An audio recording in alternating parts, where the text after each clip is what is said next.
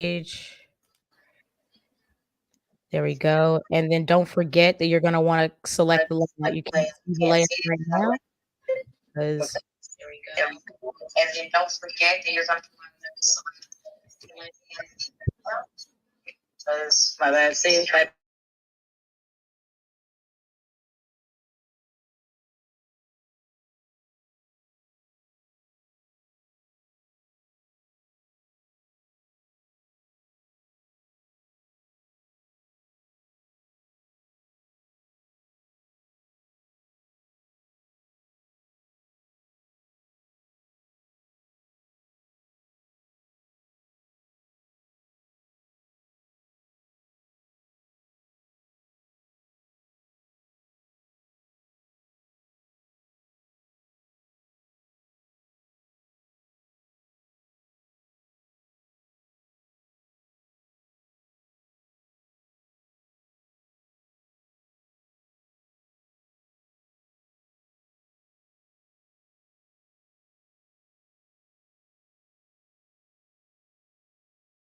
woo, there we go.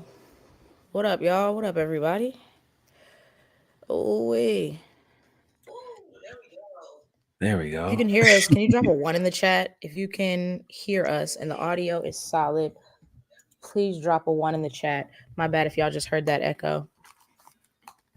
We're working on it. We're working on it. We are switching roles back here. That's another thing that we're doing. So bear with us. Woo. I think we're good. Let's see. Let's make sure we're good. If you can hear us, drop a 1 in the chat. If you are following us live, either on Insta. Tina's here. What up? Yes, indeed. How you doing? Hello, Tina. What's good? We got some folks joining over on Instagram. For those who are joining us live over on Instagram, just keep in mind that we kind of did it. It happened haphazardly last time because Instagram been tripping lately. I don't know if they're making updates to their API or what, but Instagram been tripping lately. So this time for sure, though, we will be doing the second half of the stream only on YouTube. We are going to be transitioning to YouTube only, especially for the community check-ins. We'll see what we decide for Wednesday Night Lives. But if you're joining us on Instagram, you might want to join us on YouTube. We will drop the link in just a second. Woo! Oh, before we get there, let's have a moment to just take a breath and check in. Afro Turban guy, what's good? What's going on? I'm inching closer to Friday, and I'm happy about it. I have a 4-day weekend, and it's needed. Amen. Amen. Is there a holiday coming up, or is this like a military specific thing? It is Easter weekend.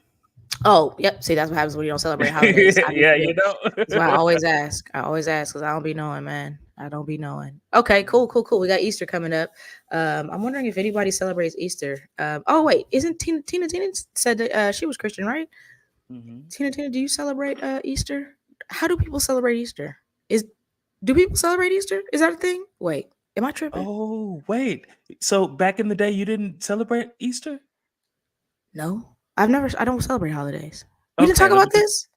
That's you right. Didn't know this? Okay, so let me give it to you real quick. So okay, there you have your folks that just show up to church just on Easters. Okay. So everybody, including the people that are kind of casual churchgoers, you got to go on Sunday. Right. That's why it was so crowded on Easter. On Easter, yep. Christmas, and Mother's Day, right? Yep. And it was like Easter super crowded. And my parents made us. We had to go to church early that day to get our regular seats. Okay. And you get an Easter. You get a Easter outfit.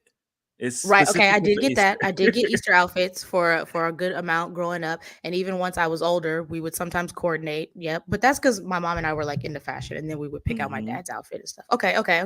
So that's it. You go to church and dress up. There's that, and then sometimes for the kids they do the Easter egg hunts and all that, and a lot of kids get the Easter basket and all of that stuff. Go. Okay. I did get Easter basket. Okay, so maybe I did celebrate. I don't. Maybe I just didn't realize it. So I know, like, we stopped celebrating Christmas at 5. I was about 5 when my mom came to me and said, "Hey, you have everything you need. Christmas is about Jesus. You're not getting gifts anymore." And every time I tell that story, people are like, "Oh my God, that's so messed up." And I'm like, no, I don't know what kind of weirdo 5-year-old I was, but I was like, yeah, that makes sense. Sounds good to me. And she decided that instead of like getting gifts, because she was like, you get everything you need throughout the year. Like I don't wait one day to give you things that I need. And that's part of me being an only child, and part of it being intentional that I was an only child. And so she was like, we instead are going to give gifts to any kids stuck in the hospital on Christmas. So any kids stuck at Children's Hospital, we took gifts to them. And then after a few years, we did like coat drives and stuff. So I never celebrated Christmas like normal people. I was always bored on Christmas Day, and my dad's birthday is on Christmas Eve, so we did stuff then. But I was always bored on Christmas because I don't know. So yeah, you got to tell me about these holidays. So I'm gonna ask you. So every time a holiday comes up, I'm gonna learn a new way that people celebrate holidays. You can put me on game. Okay. Oh, see, I'm not the only one. Tina says, no, I don't observe holidays. See, there we go. Another Christian who doesn't observe holidays. I mean, I'm saying another as in like I was a Christian who didn't observe holidays.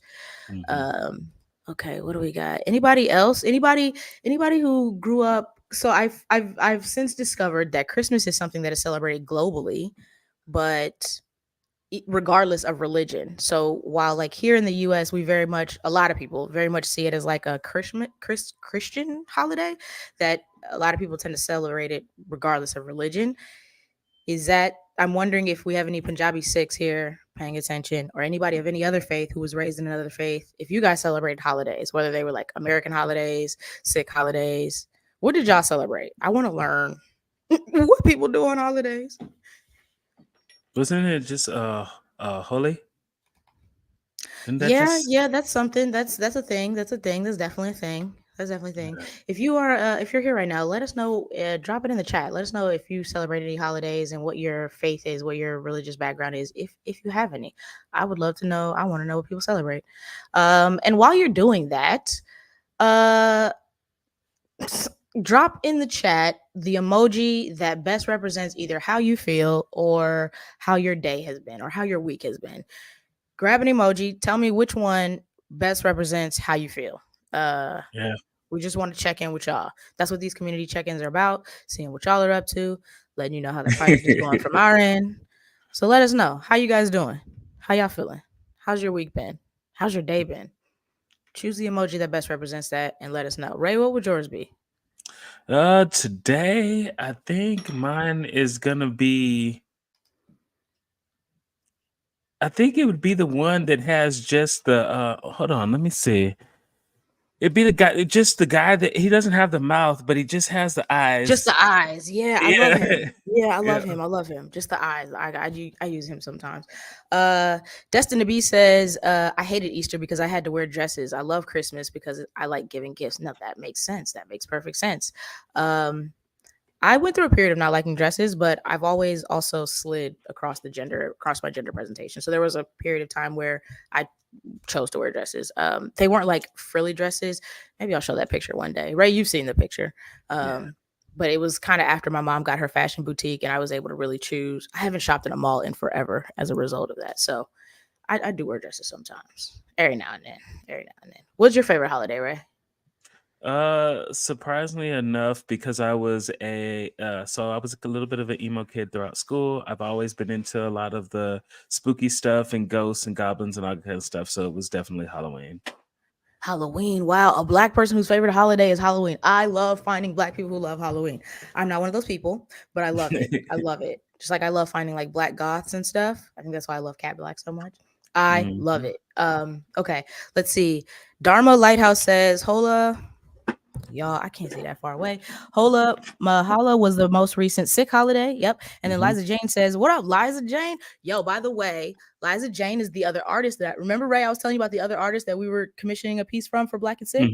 We just had this conversation, right? Okay. So they're actually both live right now. So one is Destined to Be in the chat on YouTube, and the other is Liza Jane. If y'all don't know Liza Jane, I highly recommend checking out her profile. She's got some dope art. Every time I show somebody her art, because I don't always know how to explain it. I'd be like, she does multimedia, like mixed media art. I never know how to explain it. So I always just end up dropping her Instagram profile. You should check it out. She's a dope artist. She can make art out of anything. When I say anything, bro, I mean anything. I mean like branches, sticks, stuff outside.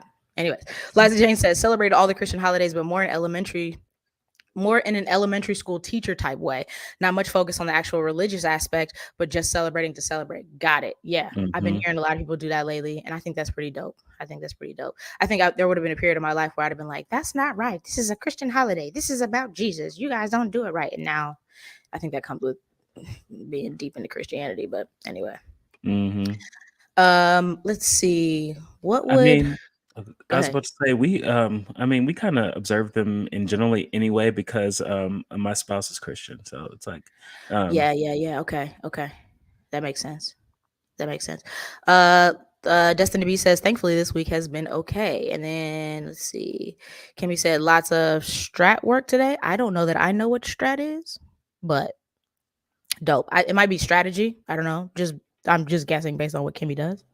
Um, is that the which emoji is that? That's the oh, is that the like questioning one where they're like, I use that one a lot. Um, I don't know which emoji I would use. Probably whatever one is the sleepy emoji. That's the one I would do. Sleepy emoji. That represents my day because I am sleepy and I do not know why. All right. Let's see what else we got. Hey, Ray, you want to like give them a preview of what we're going to be talking about? I dropped something in the chat not too long ago, and I'm not sure that you had heard about it at all, which is kind of surprising, but kind of not. It just kind of goes to show how big this world is, because this was a huge case. This was so huge that so many people logged on to view the first hearing on mhm. Zoom that it shut it down. Like people could not even log on. Like the prisoners couldn't even get on. So that's how big this was. But you want to give the people a preview of what we're going to talk about a little bit, but also what sparked this topic of parenting today? Oh, definitely. So it was the eight. Goodness, why is it escaping me? The name? What was the Eight name of the passengers. channel? Yes, eight passengers. So yeah, I definitely. Ruby Franke and Jodi Holdebrandt. Wow. Definitely. So it surprised me that I didn't know surprisingly anything about the case until it was sent to me, and I finally got a chance to start watching it. Now the video I was watching was like 4 hours, but I got It to was check a it out. it was a Jordan and McKay live stream. So it was about like I think it was like 4 hours 58 minutes if I'm honest. It was Yes, long. yes, yes. But there was a lot of really good detailed information in there because I mean, these folks kept very good, thorough, and I hate to use the word good, Like but idiots. very thorough information about how they abuse children.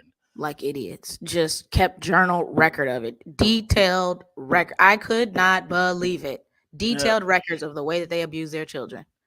Are you kidding So me? What kind of I, delusion you got to be in to think that that's a good idea and think you're this is what I should be doing right now?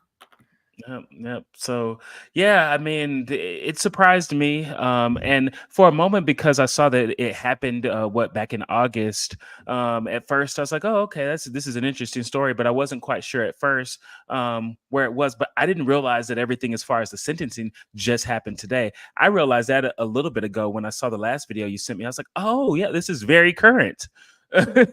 Indeed, indeed. I think I saw Armand in the chat, by the way. Thank you for hitting one. I don't know if Armand is still here, but if that's the same Armand, if that's like the homie Armand, then I think then what's up? I owe Okay. you some responses, some messages in Discord. My apologies. Kimmy said, "My bad. Yeah, strategic analysis and planning. That's supposed to be the thinking emoji. Got it. Got it. Appreciate that. All right. So one thing. Oh yeah, Armand said yes, yes. Yay. Armand's like one of the only people I consider friends. Uh, Armand's really cool. You've actually met Armand, right? Yep, I remember Armand. Remember? Okay. Yep. Okay. Hmm. I was like, I ain't gonna say too much, but I was gonna say, you know, Armand. Hmm. Sort of. Anyways, so let us just introduce ourselves real quick. We haven't done that. What up, y'all? Why Guruji Kakasa, Why Guruji Kifate. Smalls here. My pronouns are she, her. I'm coming to you from Chumash and Tongva better known as Southern California, here in the greater Los Angeles area, on what I was reminded today is actually considered Turtle Island, not North America, but we won't go there. So first of all, thank you for meeting us here at the intersection where we've been exploring culture and faith, specifically at the intersection of Black and Sikh. So welcome or welcome back. Whether it's your first time here or not, we appreciate you having here. Appreciate you joining the conversation. Shout out to the mods that we got in the chat today. Kimmy, Tanya D, or excuse me, Destined to Be. My bad. Appreciate y'all for joining us. Same with the folks on Instagram. Ray, introduce yourself to the people. So it's Sat Shri Akal. Afro Turban Guy here. My pronouns are he, him. I'm presently coming to you guys from Ute Mountain Ute and Northern Arapaho Land or Colorado Springs. Amen. Amen.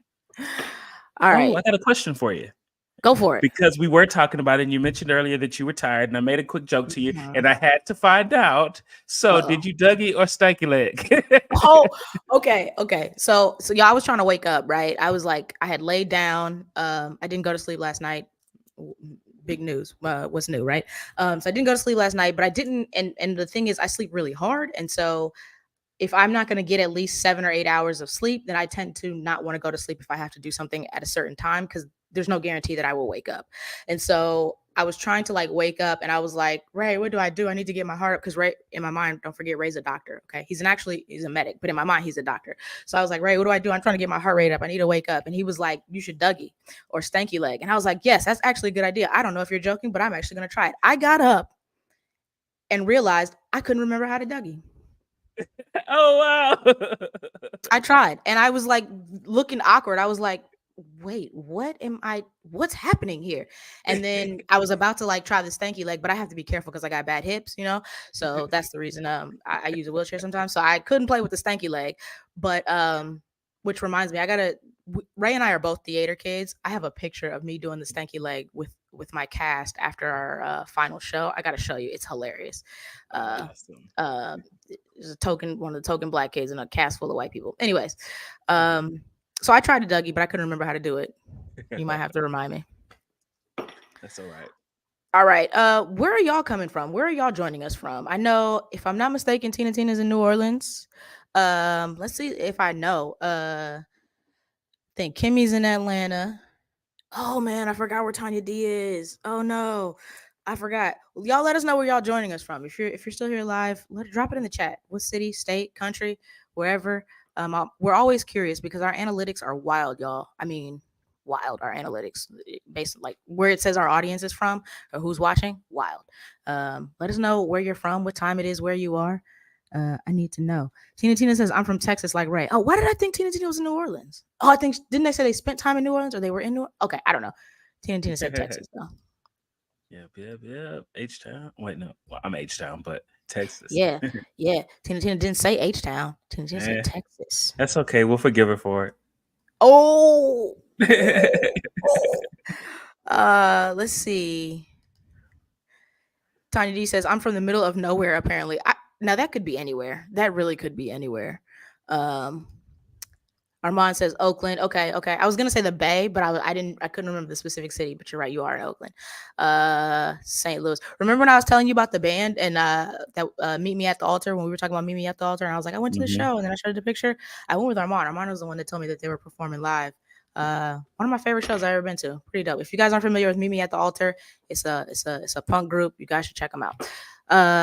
St. Louis. St. Louis is not the middle of nowhere. I mean, is it? St. Louis, Missouri. I mean, my Midwest? buddy Midwest, considers it. I mean, he pretty country like me. Yeah. Is Tiny D, is St. Louis country? Is it country? I get Missouri. I don't know. The Midwest. I'm not really familiar. The only place in the Midwest I've been is Indiana, and I went for a funeral. And it was a long drive. And this is when I was in my sorority, so I don't want to talk about it. Let's see what else. Where are y'all coming? Dharma Lighthouse says Sacramento, California. Okay. The folks on Instagram seem to always be from the Bay. What is that about? Remember last time we had somebody from El Sabranti. Then before that, we had somebody from Union City. Now we got somebody from Sacramento. That's pretty dope. And it's not because I know them, because I'm from the Bay, but it's not because I know them. To my recollection, I don't think I know y'all. If I know y'all, I apologize, but I don't think so. All right, let's get into some of these updates, news, and announcements. Yes, Ray, you want to start us off? You want me to start it off? Okay, yeah, some of the updates and news. Let me go up in there. So don't forget the second half of the stream will be on YouTube only. I'm going to drop the link in just a second as soon as Ray starts these announcements. We're going to tell you a little bit about the progress, a little bit about what we've been up to with the project. So as a reminder for those who don't already know, we are currently on a hiatus right now. So even though we're kind of still posting, we're doing these community check-ins so that we don't just go completely ghost, right? We're a bit on a hiatus because we're doing some restructuring of the project. And I think I'm really proud of what we have accomplished so far and what we've, decided by way of the restructuring and all that good stuff. We've gotten some episodes done. We did we started writing the proselytizing episodes. We got an episode coming up about proselytizing in SIKH, proselytizing in religion. For those who don't know, proselytizing is the act of trying to convince or convert somebody to your religious beliefs or your political beliefs, right? And so Christianity is really heavy on proselytizing. It's like, I think it's like the essence of the religion, if I'm honest. So we have a conversation about that and colonizer mentality and mission work, and should SIKH be proselytizing, and how does that hurt us? How does it benefit us? And what's our responsibility as SIKH and all that good stuff. And then the next episode that we have coming up that we're supposed to be writing is what? Oh, capitalizing the B in Black. Yes. Do we capitalize the B when we're talking about Black people and Black culture or not? Yeah. And then the question is, do white people have a culture? Oh, I won't go there right now. Anyways, should we be capitalizing the B? So that's going to be a little bit of a linguistics nerd out episode. So I'm kind of looking forward to that. What else have we been up to, Ray? So other than that, I mean, we've been taking some time to, well, first and foremost, everybody knows we got to keep the lights on. So we've been working on getting together, financing, budgeting, all that other kind of stuff to make sure that this project really is, like we said, aside from our Wednesday night streams, this is an entire project. So we're trying to make sure that we're organizing everything that needs to be done to make sure to do the type of work that we want to do. So we spent some time on that. We've been spending some time on actually getting together even these streams and making sure that we have good headlines for everything and that we're setting everything up so everything's cohesive going forward. So yeah, we've kind of taken it back to the chalkboard, so to speak, and started it afresh and revamping everything. So it, like we said before, we could really put forth the best product. So we've gotten a lot of that done in this last week.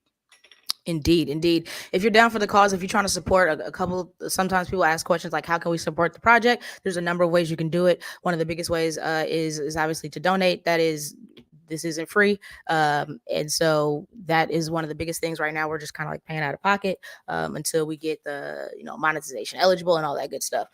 Which brings me back to another way to support is by subscribing on YouTube, sharing, engaging with the content, liking the content, especially on YouTube. Like Instagram and TikTok is great, but YouTube is really where we want to make sure we get our numbers up and get eligible, and we can, because that's where we're going to be mostly.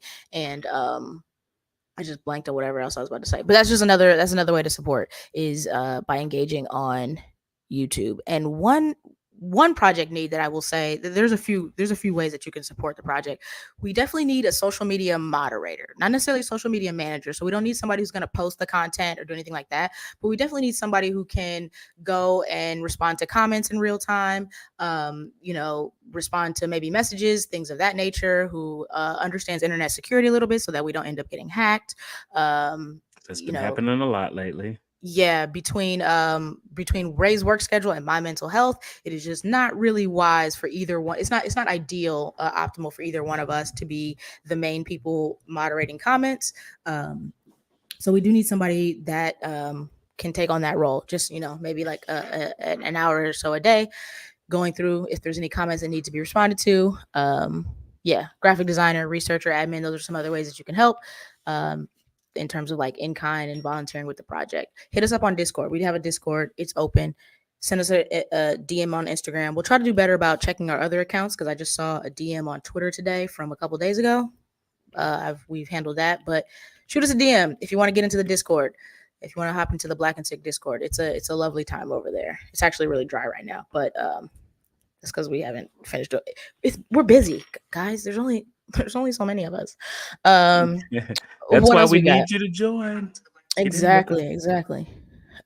We do have a couple mods over on Discord, but if you want to be a community moderator either on social media, Discord, YouTube, something like that, let us know. Okay, Ray, can you show us the first TikTok? So for those who don't know, 8 Passengers is the 8 Passengers saga is this woman, Ruby Franke, who is a Mormon. And I think that is important because I think that is where a lot of this is rooted in their Mormon faith, the way that they practice their faith, the things that they believe. We're not going to go too deep into it. There are a lot of channels covering it, the 8 Passenger saga. One thing I will say, and I'm only going to say this once, unless you are a glutton for punishment, unless you just have no empathy, or you are a masochist, or I would not look up any pictures. I would not look at any photos. Um, I am somebody who is like real sensitive under my Scorpio shell, and I made the mistake. I had a bit of a Barbara Streisand effect where somebody kept saying, "Don't look at him," and it made me want to look at him. And I looked at him, and I immediately closed him. And I told Ray, "Don't look at him," and then he looked at him and then closed him. So this is your only warning. I do want to give that warning, so you can't say that we didn't tell you. But I'm not gonna drill it too much.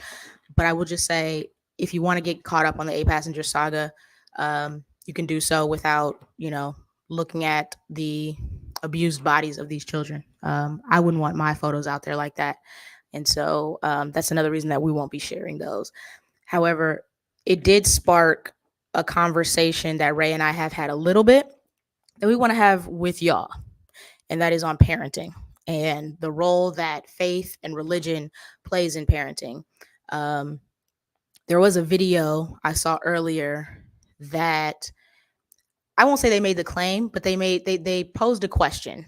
Are parents from marginalized backgrounds, are parents of color, basically non-white parents, um, are they inherently, maybe I shouldn't say inherently, but are they worse parents? And the question came up because he said that most marginalized parents, most parents of color, subscribe to the authoritarian type of parenting. There's several different types of parenting styles, right? And he said that most, this was a person of color speaking. Um, he said that most of them subscribe to the authoritarian style. I don't know the statistics on that. I know what the internet says. I know what the memes say. I know what the jokes say. I know what my peers have said. That was not my experience. I did not have authoritarian type parenting. I had a wonderful childhood, and it was actually hearing the stories from my peers, especially in college, especially when I got to college, hearing their stories that made me realize just how great I had it in terms of parenting, like just how great my parents were, especially my mom. I should be, if I'm really being specific. She was very, very intentional about the parenting. Um, but it is so the opposite in a lot of ways. I always say that my mom is similar to immigrant parents in the expectations, right? The go to school. I was supposed to be a doctor. I was supposed, like, very much that, very academic focused, but without the toxicity, I guess. If my mom was in the wrong, she apologized. We communicated. If we couldn't communicate verbally, we wrote letters back and forth to each other. I did this growing up my whole life. So I didn't have authoritative parenting, but it wasn't until I started hearing stories from other people that I realized, oh, okay, not only did I have it good, but I'm coming to the conclusion that parents, at least in the US, by default, are trash. Now, that might seem like a controversial yet brave statement. Um, and I will say, I came to that conclusion back in like 2006, 2007.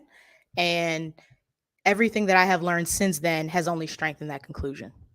That by Okay. default, most parents are trash. That parenting is probably the most important and most difficult job, and the only one where there is no expectation of training or educating yourself or even taking advice from others. Right now, I will say there's a lot of crap advice out there.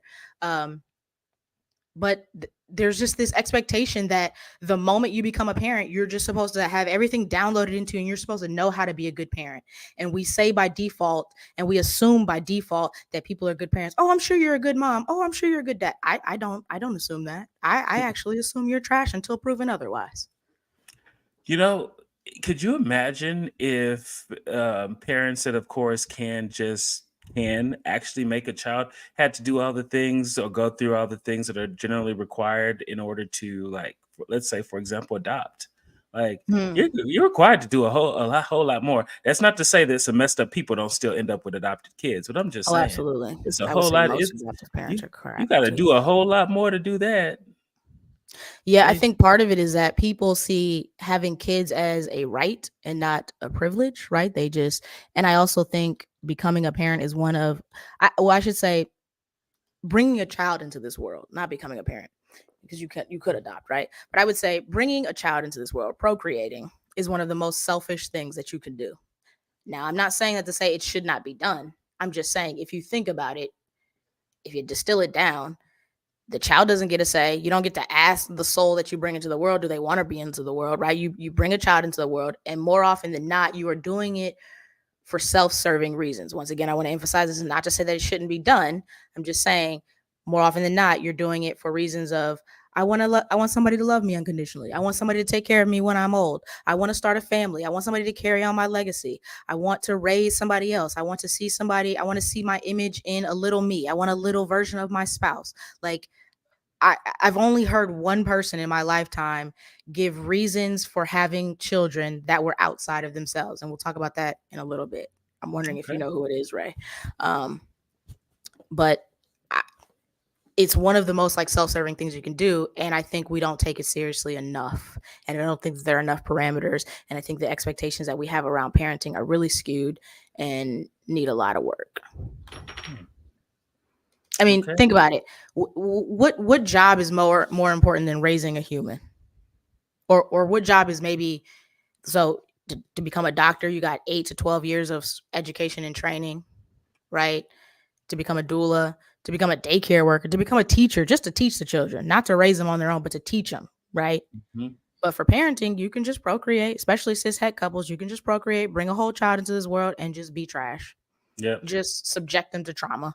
Just Yep. decide that because you don't know how to regulate your emotions, you're going to hit your child and call it discipline, right? Because you don't have the range for parenting. You're going to clown things like gentle parenting, even though you don't even know what it is, right? Yeah. It's Yeah. just wild to me. Okay. Well, I mean, I think on that note, it's let's go ahead and get a feel for some of these videos, I guess, that we saw in relation to some parenting. See if we can get some other things. I think I actually did get a chance to. Oh, it looks like there's some comments in there. Let's see. I guess we Oh can yeah. read that Uh, before we hop over. Destiny B says no. St. Louis is not country, but people think we are. Missouri is country, but we don't claim the rest of the state. I know that's right. And then Kimmy Locker says there's plenty of information out there to know what happened without looking at the photos, which are of children. So for their privacy, I'd steer clear of them as much as possible. Yeah, I would second that. You can find out all about the children in detail without checking out their photos, which is not something that I thought about when I initially went to do it, right? I just had this, why do you keep telling me not to look? And I immediately regretted it. So Yeah. I really actually really wish the photos had not been released. I mean, I understand why all the other evidence was released, but I don't, the photos of the children, that was just not necessary. I would hate for that to be me. I would hate to grow up and know that not only is my childhood trauma out there for the world in great detail, especially thanks to these journals, but now there are photos of my abused body out there. I would hate for that. I would hate that. Well, So I completely s- agree. so an argument some people tried to make was, oh, well, they don't have, at least in the ones that I saw either, some people were trying to say, well, they don't have their faces in them. But we have to remember that we're talking about a woman that had a public YouTube channel, and we've already seen what her kids look like. What difference does it make that their faces are not in them?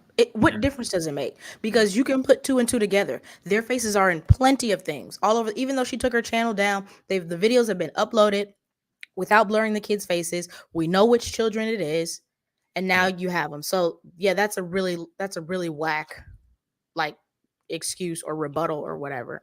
That's really whack. Yeah. I did want to say something to Destin to be too with the St. Louis. So I agree. When I met my buddy from St. Louis that I said is pretty country, I was like, "What? Wait, why are you country?"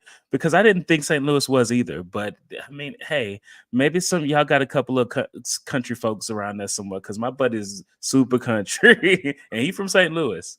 But I believe Word, you though. word. Um, Yeah, so we're about to play this TikTok. This TikTok that Ray just pulled up. I was kind of scrolling around and I saw a couple things that related to what we're talking about. Which, if you're just joining us, we are talking about parenting, and the question is: are parents of color, are parents from marginalized backgrounds, worse than those who are not? Right? And I guess the I don't know, hypothesis. The theory is that they might be because most parents from marginalized backgrounds, most parents of color are authoritarian or they subscribe to the authoritarian style of parenting. I don't know how true that is. I don't know what stats that back that up or don't, because like I said, that wasn't my experience, but I do know plenty of peers and friends who had that experience. Not just black, not just white, black, all kind of backgrounds. So yeah, Ray, let's go ahead and play that. If you got it ready. Yep, I have it ready. Let me go ahead and make sure the sound is on and get us on full screen. And there we go. All right. And make sure, let me know if you can see it. I can see it. Well, Okay, I great. could see it. Okay, I just want to make Now sure. I Let me see a hop. lot of stuff. All right, let me go back in there. Full screen. Good to go. Yep, there we go. Yep. All right, here we go. Okay, so you make motherhood seem like a job. Too bad you won't have a special bond with your grandkids because you have now let your children parent you. Okay, let's talk about it. So, first sentence, you make motherhood seem like a job. Catherine, motherhood is a job. I'm not making it seem like a job. It is a job. That's a fact. And I wish someone had told me how difficult that job was going to be. I really do wish someone had warned me because I could have prepared myself better instead of people telling me, oh, mother, it's wonderful. You're going to love having children. It's the most fulfilling thing you've ever done in your life. And it's where your heart and soul is. And you're meant to be a mother. And the only joy you're going to get out of this world is when you become a mother. And I bought into it.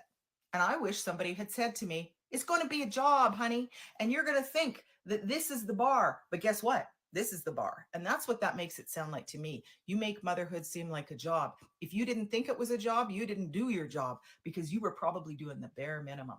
Because if you were being the parent that your child needs, it's going to feel like a job. And the second you birth those children, you have that job till the day you die. So too bad you won't have a special bond with your grandkids because you now let your children parent you. Okay, so let's hold tight here. Let's see if I can explain this part. When our children are small, we are in a place of authority. Everybody knows that. It's just by virtue of them being helpless children. We are in a place of authority. We get to say what happens with this child as the parent. But when our children become parents, we're now equals. They're not parenting me. I'm just treating them like adults. I'm just giving my children the freedom of autonomy to be who they want to be and tell Okay, me. you can go ahead and pause it. Pause it. All right. So one of the reasons I wanted to play that is because this goes back to right back to what I was saying, right? Where I just don't think people take parenting seriously enough. Um, the comments that were on her video, it, it, it was wild. Like when I saw her response, I was hearing her response before I saw the comments, and then I kind of went back and played the comment. We're gonna play this other video in just a second, but I don't understand that train of thought. You make motherhood seem like a job. Oh, it is a job. What do you mean you make you seem like a job? I don't I don't I don't know. I don't know if you got thoughts on that, right? I don't understand the logic of if it's not a job, what is it? And not only is it a job, it's the most important and probably the most difficult job that you can do, right? Because a lot of people say there's no manual for parenthood, there's no manual for motherhood. I would actually disagree with that. I think there's a lot of maybe there's no single manual, right? But there's a lot of resources out there, right? And it's just beyond the book what to expect when expecting. I don't hear about people saying, oh, I'm going to this parenting class, oh, I'm doing this parenting training, oh, I'm doing this, I'm going to learn this, I'm going to get this coach, get this mentor, I'm going to do XYZ. I don't hear about that until CPS gets involved and something is already going wrong. Yeah, agreed. For the most part, and I've had quite a few friends, that around the time that they decided that they were going to have kids. A lot of times their first ones. I don't recall a lot of people putting much effort into that. And like you said, I've seen it. I've always heard mostly selfish reasons as well too. And on the flip side, another thing that I've seen often is people that are like, oh well. I want to tell their spouse I want to have a kid. Like I've seen dads do this. I want to have a kid, and maybe sometimes the woman or the mother's like, okay, well, I'm not sure yet, and he's like, I really want to have a kid, and you ask him why he wants a kid, and he goes because kids are fun, and it's like if a person's response to you is just kids are fun, that's not a person you need to have a kid with, to me anyway. Yeah, I don't disagree. I remember. I mean, I've known like I didn't want kids for a long time. I think I was in seventh grade when I told my mom. I was 7 when I said, "Hey, I don't want any siblings. Let's not play that game." Not knowing she had no intention of giving me siblings, but I was in 7th grade when I said, "Hey, you should not expect to be a grandparent. I don't want kids." And I'm not exactly sure what made me realize so early on, but I knew pretty early on like I didn't want kids, and just so many things in life have confirmed that. And it's the people who are the best with kids that help confirm that I should not be a parent, right? Or that at least that I don't want to be a parent. There's a friend of mine who is amazing with kids. She comes from a family of teachers, and she said something that sticks with me even to this day. And she says that she enjoys children, right? And I think that's the difference for me. Like, I love children. I respect children. I like children. I'm not gonna be one of those people that's like, I hate kids. No, I don't. Right. I'm the person who treats kids like tiny humans, like tiny adults, right? Not in the expectations that I have for them. I have reasonable expectations for them. I have age appropriate, developmentally appropriate expectations for them. But in terms of like the respect that I give them, in terms of like the autonomy that I give them, in terms of like how I treat them, how I interact with them, um, I give them the same respect that I would give an adult, if not more. I give them even more patience, even more grace than I would give adults. And so many other adults and parents do not do that, right? They treat children as if they are less than. They treat children as it's their first opportunity to lord over somebody, to have power over somebody. It's bonkers to me. I do not understand it. And let's get to the next one. Unless there's something else you want to say about this. Let's get to the I, next one. yeah, I was gonna say. I know you said the Lord and over things are seeing something. Basically, they're little objects to do things for them. And the main story that we're talking about, kind of, there was some of this where they did this too. What I'm about to say, but I've heard statements in the past where like they wanted stuff from their kids, and or the kid would wonder, well, why do you need me to do that when you can do it? And I've heard parents say things like, oh, well, that's what I had kids for. No, you did not have Oh, me to be your slave. That no, no, no, no, at least you no, shouldn't have. no. Also, just like because sometimes I feel like I'm the only one in the world who like I like being an only child. I've always liked being an only child, as far back as I can remember. And so many people make assumptions about only children, right? Like they were lonely and this, and why would you deprive your child of a sibling? And who's gonna take care of you when you're older? And first of all, I just want to say having siblings guarantees nothing. The only thing that it guarantees is that you literally have siblings, that you have some relatives who share your DNA, and then unless you adopt and then you have siblings that way, right? But it doesn't guarantee that they're going to take care of you when they're older, especially if you've been a crap parent to them. But even if you've Nope. been a good parent, it still doesn't guarantee that, right? My mom is one of 5. And guess how many of all of her siblings, guess how many have ever helped to take care of my granny? One, her. We went to my granny's house every week, right? She has so many siblings. When her father died, when her other brothers died, it's always been just her. So despite having 5 siblings, it has guaranteed absolutely nothing, Yeah. right? We got a couple comments from Deep said, Deep has been on the channel too. One of our very first, no, I think our first live stream, our Sunday service live stream. Really amazing conversation, still one of my favorites to this day. If you haven't seen it, you should hop over onto YouTube, go to our live section and check out the Sunday service live stream, because Deep was on that. But Deep says it's a 24/7 job, and that I appreciate children doesn't mean I want to make them. And then also, kids are fun equals red flag. Totally agree. They're telling on themselves that they want entertainment, not responsibility. Yeah. Absolutely. Absolutely.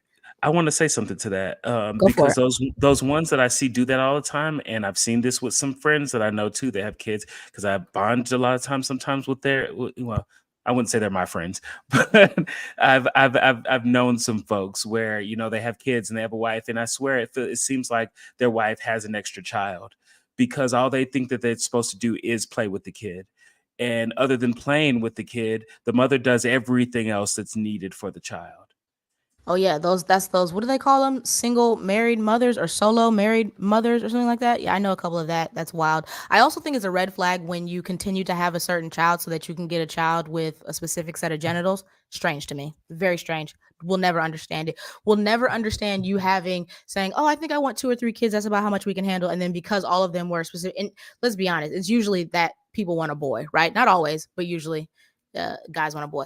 They want to keep trying until they get a boy. To be clear, considering what we know about gender, having a child of a certain sex, assigned at birth. The only thing that it guarantees you is that maybe that child has those set of genitals, which again is strange to me because every time I hear, "Oh, which gender is the baby?" I hear, "Oh, what set of genitals and reproductive system does it have?" Right? Because there's like no guarantee, and I think like I am a prime example of that. Like I heard growing up pretty much my whole life that my mom knew from a very young age in high school that she wanted one child. She wanted it to be a girl. My mom is a textbook extrovert. She is like a socialite. She is high feminine, like super high femme. She is like, she's that girl, right? Like if I'm in the Bay Area, sometimes people will see me and go, "Do you know Helen?" And I go, "Yes, yes, I do." Right? Because we are twins, except I'm like the tomboy version of her, right? I knew growing up that my mom wanted a girl. Now, she got a girl. I still identify as a woman. I still identify as cis, but who I am is not what she was expecting, right? Like she said, "Oh, I got a girl. I get to play dress up and I get to do this." And I didn't like dolls. I didn't like Barbies. I wanted to play sports. I was a tomboy. I was mass presenting half the time. Like it's just not what you expected. So you never can be too sure. And then the other thing that sometimes people will say, and they think that they're being so noble in saying this is, "Oh, I don't care about the gender as long as it's healthy." Cool, cool, cool. And then what if it's not? Right? What if you have a baby that is sick? What if you have a baby that is born with a chronic illness, with a genetic disorder? Like, what if you have a baby and then on day 2, when that baby is 2 days old, you do a blood test and you find out, oh, my baby has a lifelong, incurable genetic illness that we're going to be fighting with and battling with their entire life. Because that was my situation, right? So what happens then when I don't care about the gender? I just want, if you don't Yeah. if you don't have open expectations for your child, right? If you don't expect your child to be them individuals and not what you want them to be or to fulfill your vision of who you want them to be, you shouldn't be having kids, right? If you have Yeah. these very specific expectations of your children, you want a certain gender, you want them to grow up and do this, marry this, but don't have kids. I think a lot that we do around kids in general too, not to take it too far, but off, but a lot that we do around kids is kind of weird too. Because you mentioned that, and it made me think about the fact too that whenever people are asking about family planning, they're like, "Are you guys having kids?" And they're like, "No, but we don't have any, but we're trying." It's like, thanks for letting me know that y'all Stop raw asking dogging on the people. night. Yeah, Like, stop asking people about. Stop asking people if they don't already have, because this is what happens. Somebody gets married and then the immediate question is, when are you starting a family? Did they not just get married? They just started a family.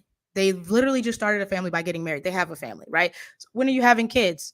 Stop asking that, because you don't know if they're trying, not trying, if they want them, if they can't have them. You don't know, right? Stop asking people when they're having kids, because inevitably then they have the first kid, and then you know what immediately they start saying? When are you going to give that kid a sibling? yeah, Ma'am, sir, please mind your business. Shut yes. up. Mind your business. Lord have mercy. Anyways, let's get into a few of these comments and then we're gonna play the next video. Let me see. Because I said so. I think this goes back to when we were talking about authoritarian style parenting. I could be wrong, but that I hear that a lot, right? The because I said so, or not explaining things to your kids. And again, expecting them to have or trying to use adult reason and rationale for irrational brains, underdeveloped brains, right? They're not fully developed, and it is wild to me. Let's see. The problem is they didn't have parenting classes until more recent times. They didn't really do play dates, so everyone felt like they were on their own. That's valid. That's valid. And I will say, just stick with the conversation. There are some things that we're going to add some nuance to the conversation. We're not just going to totally dunk on parents this whole time. We will be adding some nuance to the conversation. But yeah, that's a good point. That's a good point. Tiny D, Destiny B. They didn't have parenting classes until more recent times. And I don't think parenting classes are still, again, I don't think they're common or like typical unless you've messed up, unless CPS is involved. I could be wrong about that.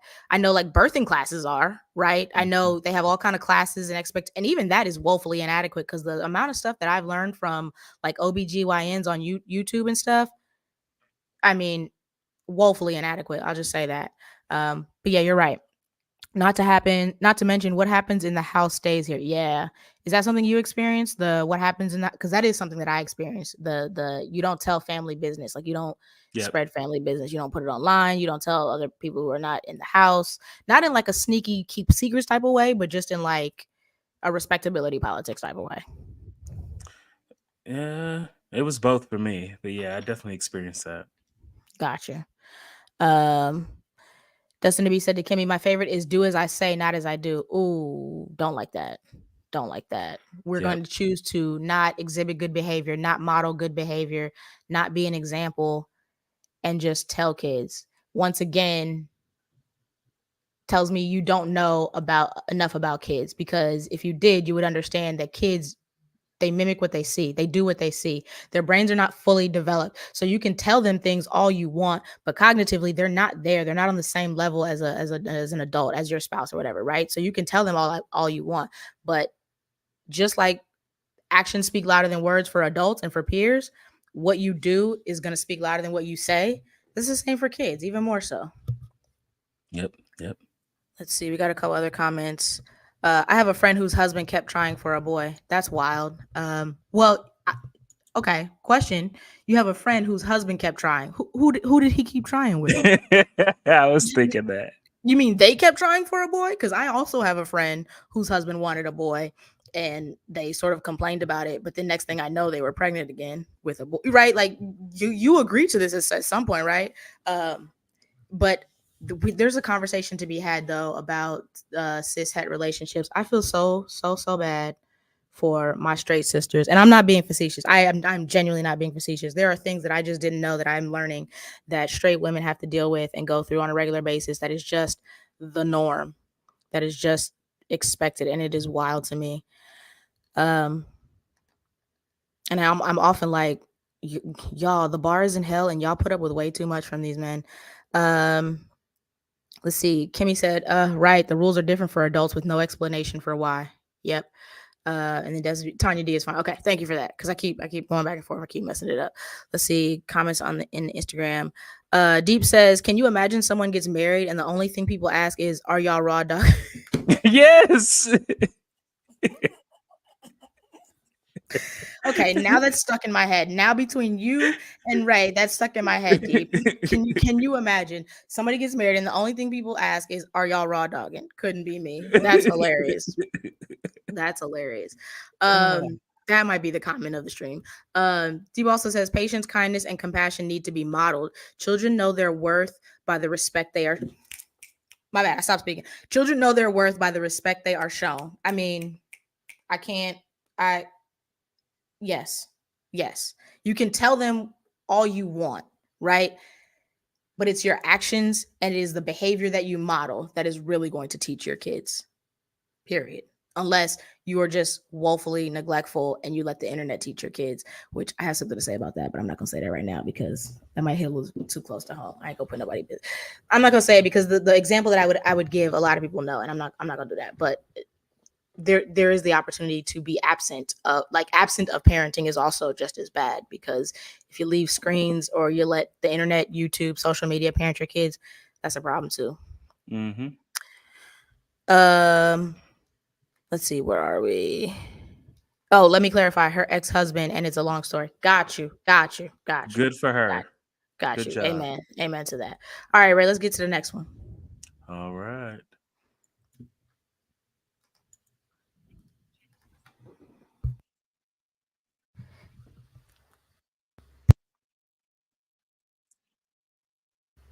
Can't hear anything yet, and then you might want to put it on full screen and speed it up just a tad.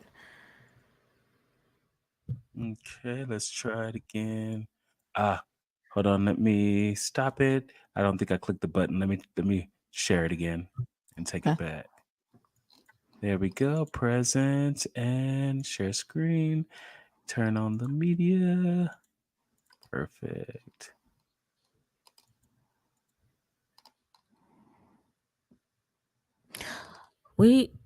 Now, I should have written down the other types of parenting. I would love to know what y'all think about gentle parenting, or a lot of people think is permissive parenting. We should talk about that. That's something that has also become a pet peeve.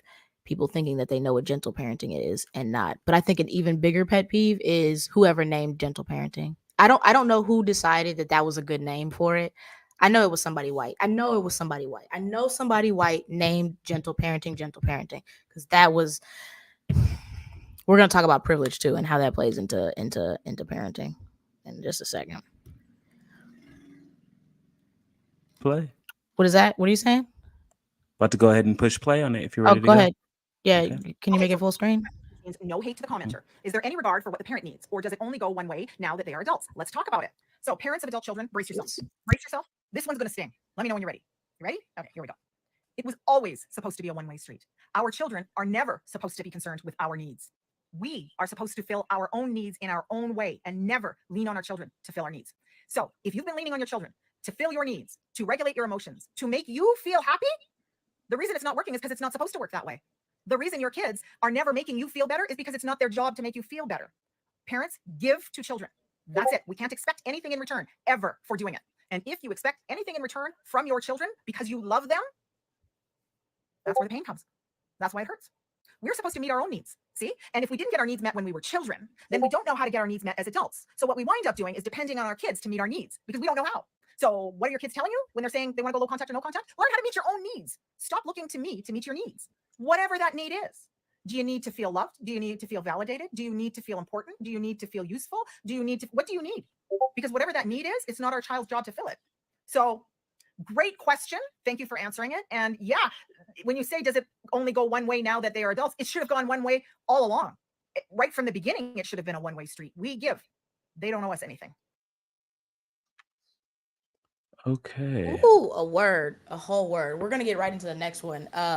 Because it is a great follow-up to this one.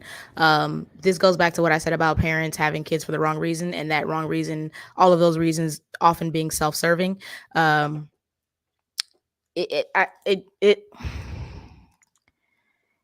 do often feel like people have kids to try to heal their inner child or to try to um do some emotional work that they should be doing on their own, right? Like that that's just a That problem for makes me. sense. I mean, that makes sense to me, because a lot of people most definitely a lot of times are trying to um, live their lives through their kids. I see that way too much, and then they get disappointed because their kids aren't a carbon copy of exactly who they wanted them to be. Yep, completely agree. Um I always say that if you would not be okay with your child turning out to be anybody, and by anybody I don't mean like a sociopath that's like murderer, serial. I don't mean that. Like let's be real here, right? But I mean like if you their sexual orientation, their gender, their gender identity, their gender expression, all of which are different things, right? Who they marry. If you would not love your child unconditionally, regardless of who they grow into, don't have kids. You don't need to be having kids. And a lot of people are really under this misguided notion that their parenting, they can determine how that kid ends up, who that kid ends up turning into be. The only thing that you can guarantee is that your child will go no contact with you if you keep playing, you know. Yeah, yeah. Anyways, okay, we're ready. I don't think you have your screen shared though. So I don't know how you're All going right, to share. presenting now. I just want to make sure you can see my screen now. Yep. All right, and full screen. There we are. And let me know if you can hear the sound.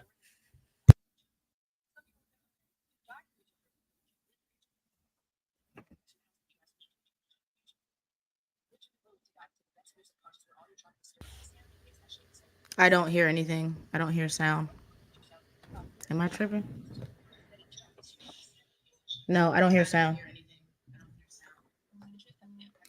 Okay, so it looks like when I only am sharing just the window, it's not giving sound. And when I go full screen, then I can't access anything else. Hold on a second. Kim, if you have it up, you can go ahead and share it if you already have it up, or whoever can get it up first.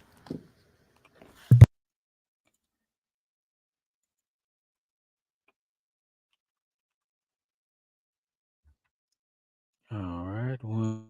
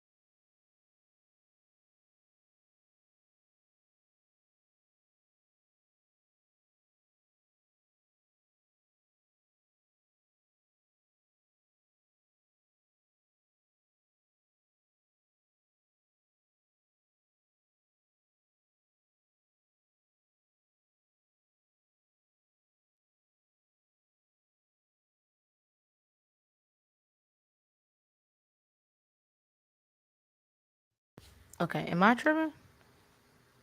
Okay. All right. So I don't know. Uh. Okay, so I'm gonna talk to you guys a little bit about the because I don't know what's happening with you seem to deep said screaming gentle parenting is sending me. Again, I have a problem with whoever named that. That was like the biggest thing to me because I think that people just hear the term gentle parenting, which to me already speaks volumes. It Okay, already speaks I'm back. volumes. The problem that people have with gentle parenting. Imagine hearing gentle parenting and immediately going, "Oh no, I can't do that. I can't treat my children with gentleness. Like that's not going to work for all kids."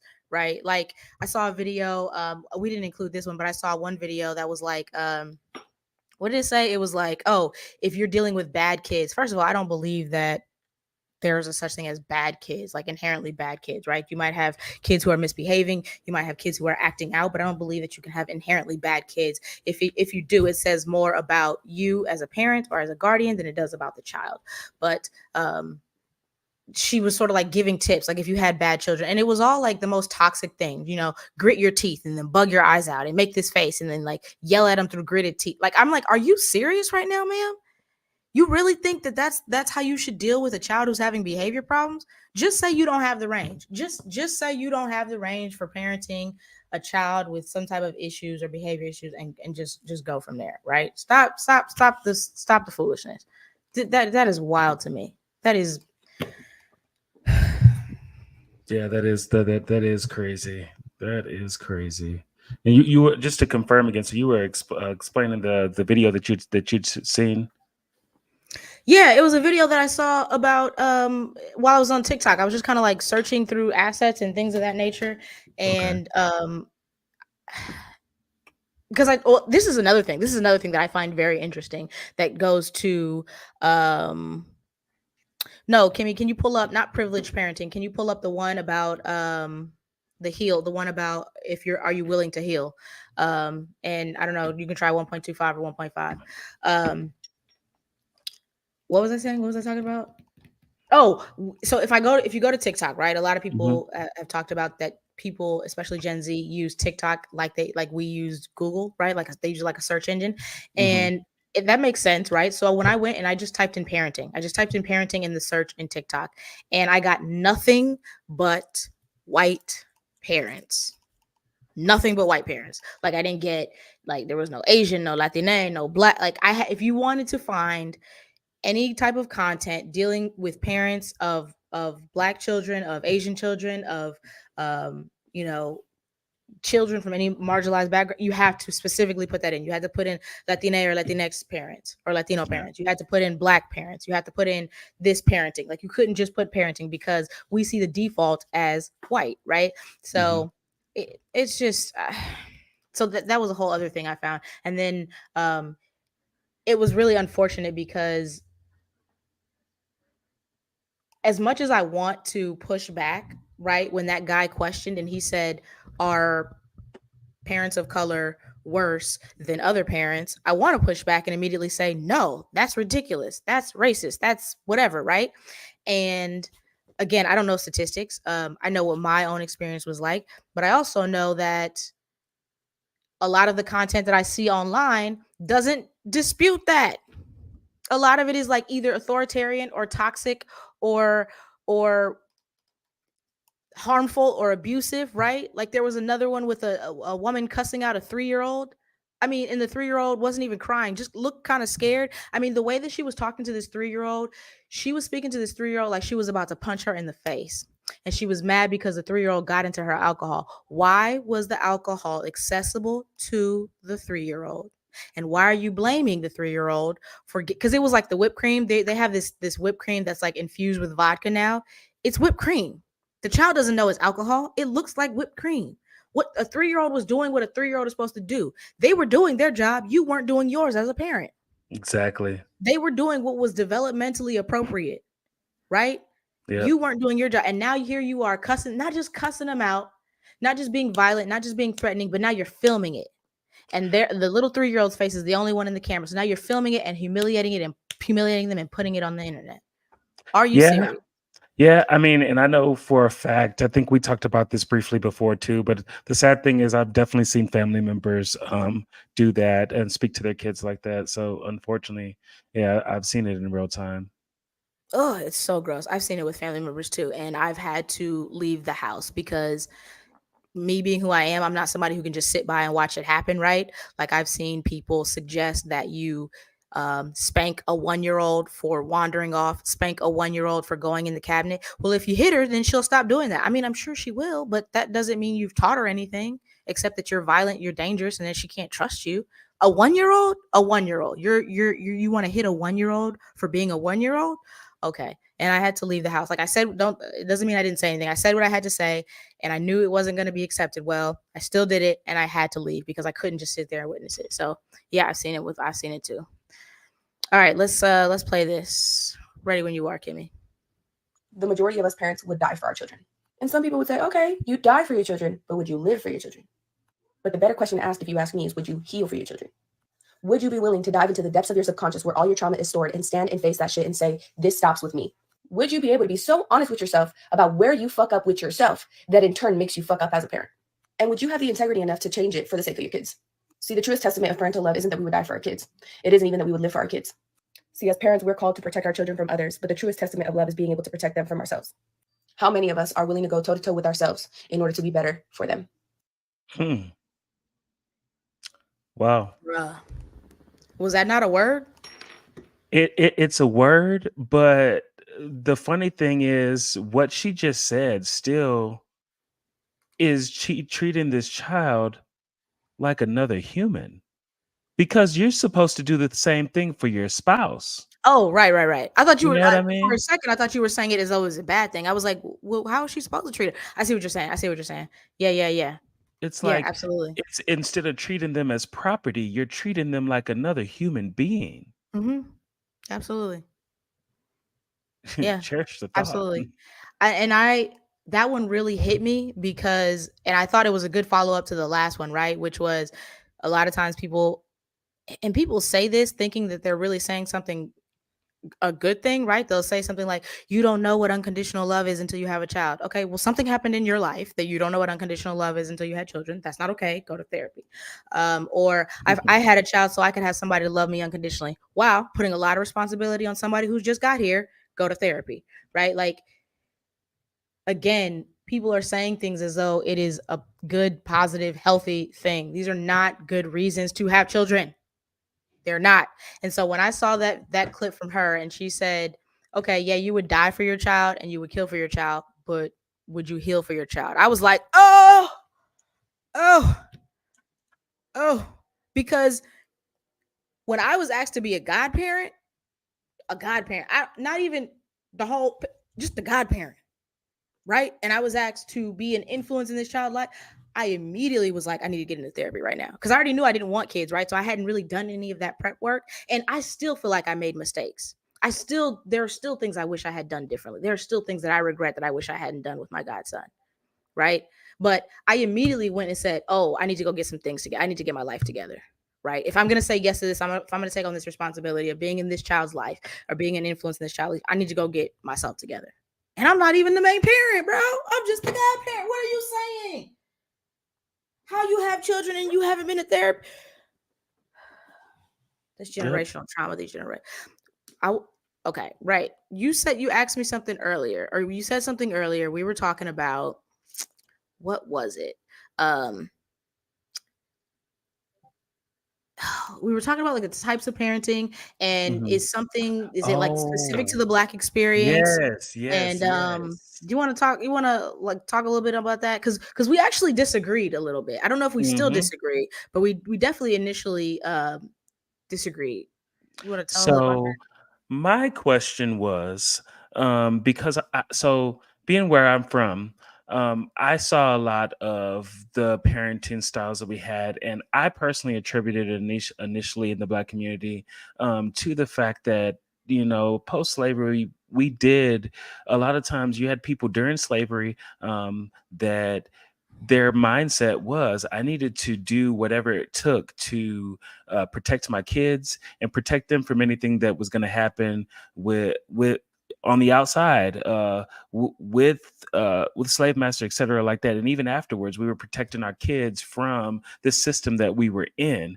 So I felt like a lot of what we did was a little bit different. It's still abuse, but I felt like the reason that we seem to be a bit more inclined to have that type of parenting style was because of the fact that we've seen, we were worried about, I have to beat you before they beat you. That's what my Right. perspective was. Right, right. And it's not that I disagreed with that.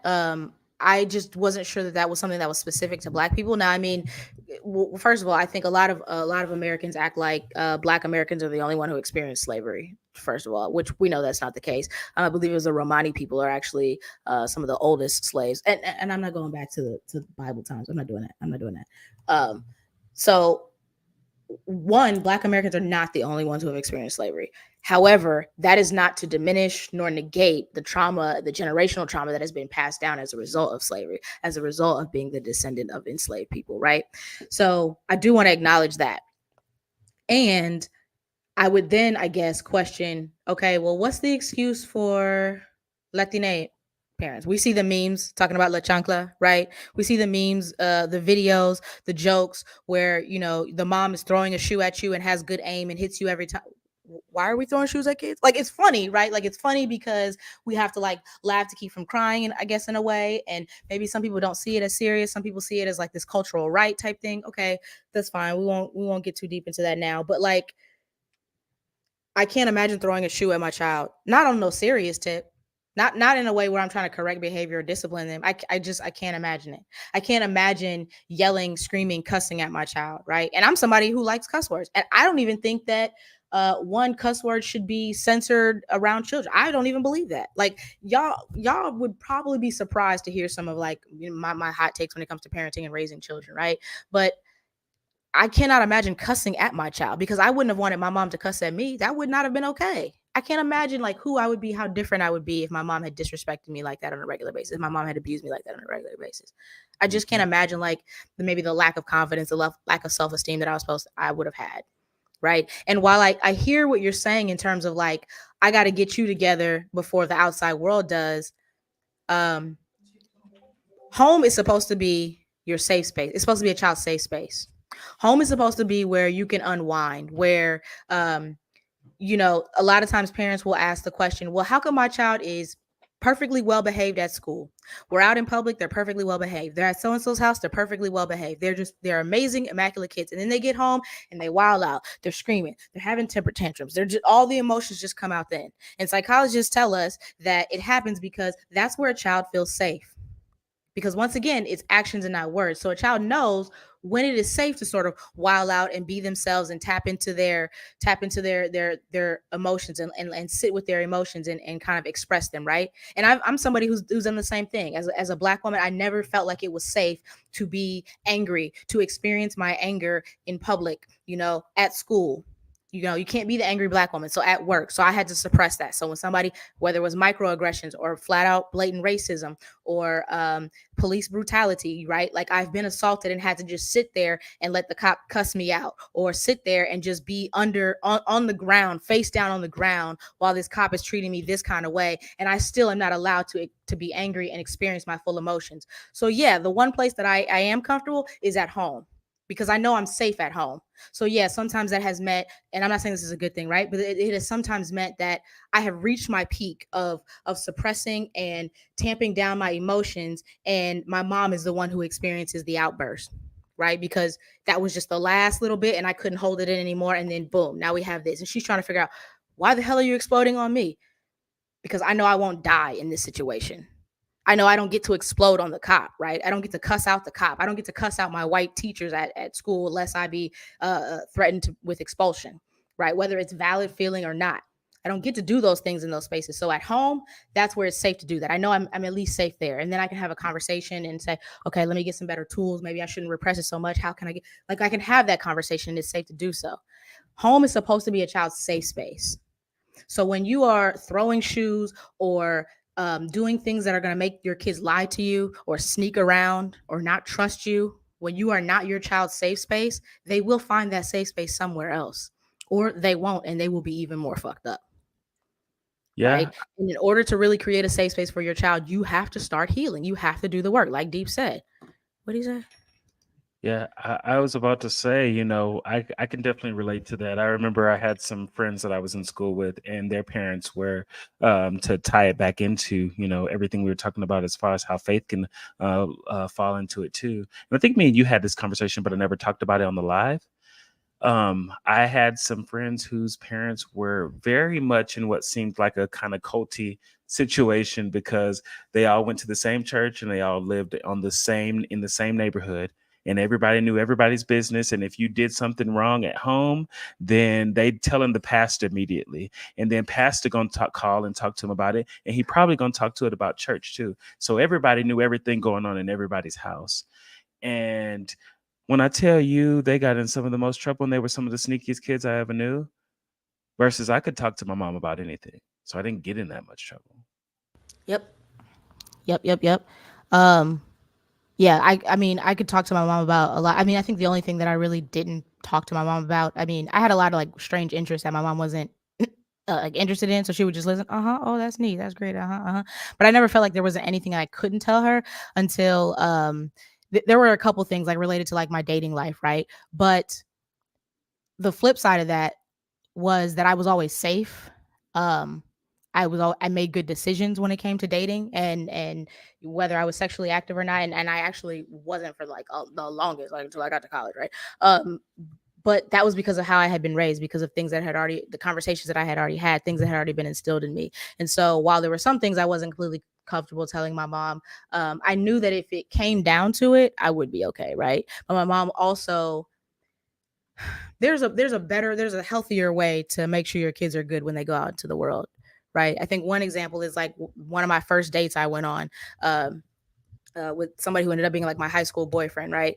I was getting ready to leave the house. I got dressed. I'm in high school. I'm getting ready to leave the house. I can't remember where we were going, movies, something, I don't know, some typical high school, whatever. And my mom says, "Do you have cash or do you have money?" She said, and I said, "Oh, I have my card or I have my debit card," something like that. And she said, "No, do you have cash?" And I said, "No, I don't think I have any cash." She said, "You do not leave the house going with somebody else and not take cash with you. You do not go on a date and not have at least enough cash to cover your entire part of the date.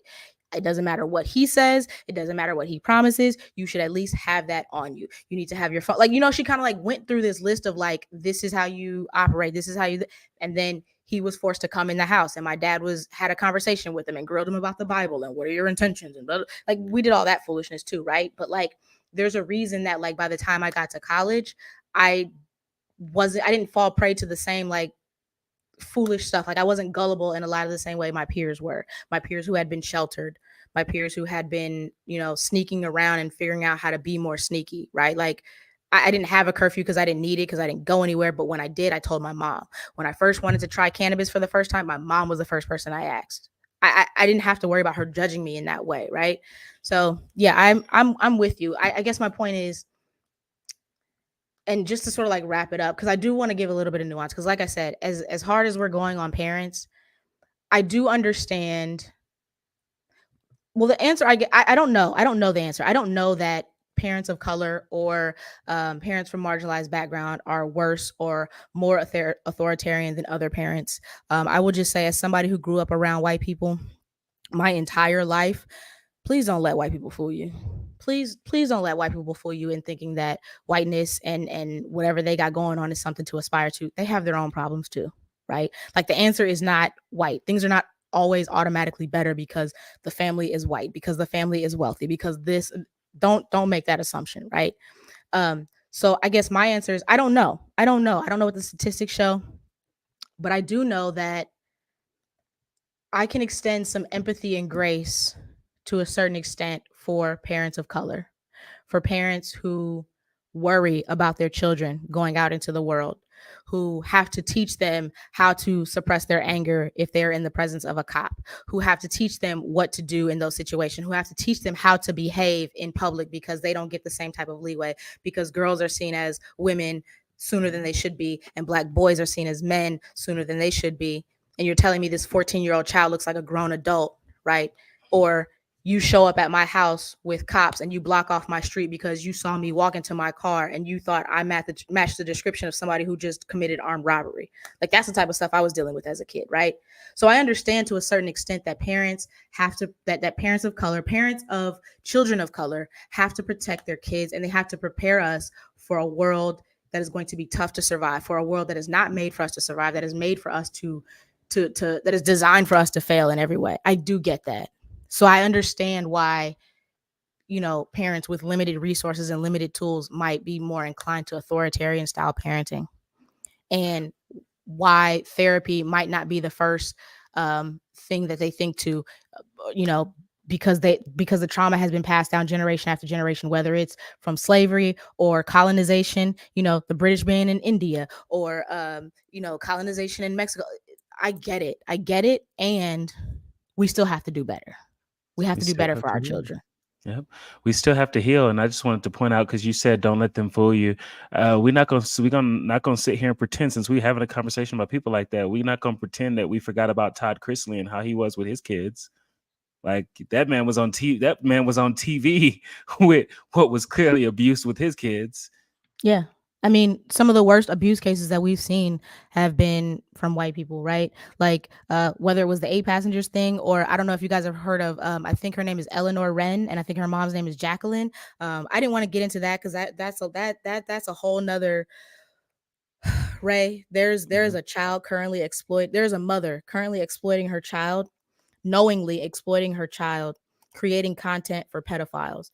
And Oh God. I need you to understand that I'm not mincing words here. I'm not saying what I don't mean. Like, how I am about communication. There is there is a parent on TikTok who is intentionally and knowingly exploiting her child, creating videos with her child faking shaving her pubic hair, playing with phallic symbols, pretending to put a tampon in. And these videos have been saved by thousands and thousands, tens of thousands of men, grown men, who leave comments saying hot, good looking, so sweet, sexy. This is a toddler we're talking about. The mother has been told, all of these things have been pointed out to the mother. So let's be clear, like it's easy, especially when you come from that background, to say like, oh yeah, parents of color are worse. And maybe it's because of generational trauma. Maybe. I don't know the statistics. I know Tanya D says, I used to work for CPS, and I will say that parents are equally abusive, but it can look differently at times. And I think that is probably the conclusion that I would come to. Just like with many other things, it's probably not even among race lines that is different. I actually think it has more to do with class, like poverty lines and things of that nature, and parents being stressed and not having access to resources and not having access to a village, right? And not having the tools and not having had the chance or been proactive about healing. I think it's more about that. Like so many other things. It's actually not, the issue isn't really among race lines. I think it's more along class lines. But if I'm thinking about my own situation, which again, that's a very small pool, but and this is something else that I told Ray. Growing up in the Bay Area is one of the most diverse places in the US. And I don't mean diverse like LA. So Los Angeles is diverse in numbers, but you can still very much grow up in LA and grow up only around Latina people, grow up only around Black people, grow up only around white people. And I tell people all the time, the cul-de-sac that I grew up on is a prime example of the Bay Area, where my neighbor across the street, that was a Mexican family. Their kids were first generation. The neighbor 2 houses down from them, that was a Filipino family. The neighbor that way on the left side, that was an older white woman. The neighbor down here at the end, that was your typical cishet white family, husband, wife, 2 kids, right? Like we had it all. Like when I say diverse, I mean diverse. I mean, my friends were Filipino and Latina and white and Black. And so I've seen it across the board.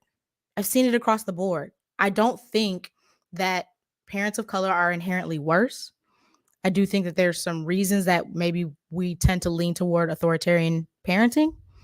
And as much as I can hold space for that and have grace for that and have patience for that, there's no excuse for not trying to do better, for not wanting to heal and do the work for your child. We got to do better. I also want to say something that might be controversial, yeah, Brave, and then I'm going to hand the mic over to you, Ray. I'm going to say this. You can say like children, like parents of color, might be worse. Maybe, but I'm gonna say statistically, there's somebody doing the mass shootings in the U.S. and it's not children of color.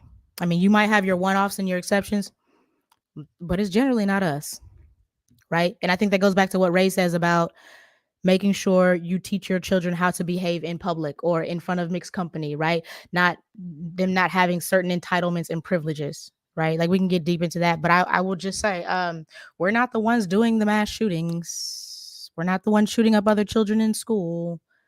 Yep. That's that. Yep.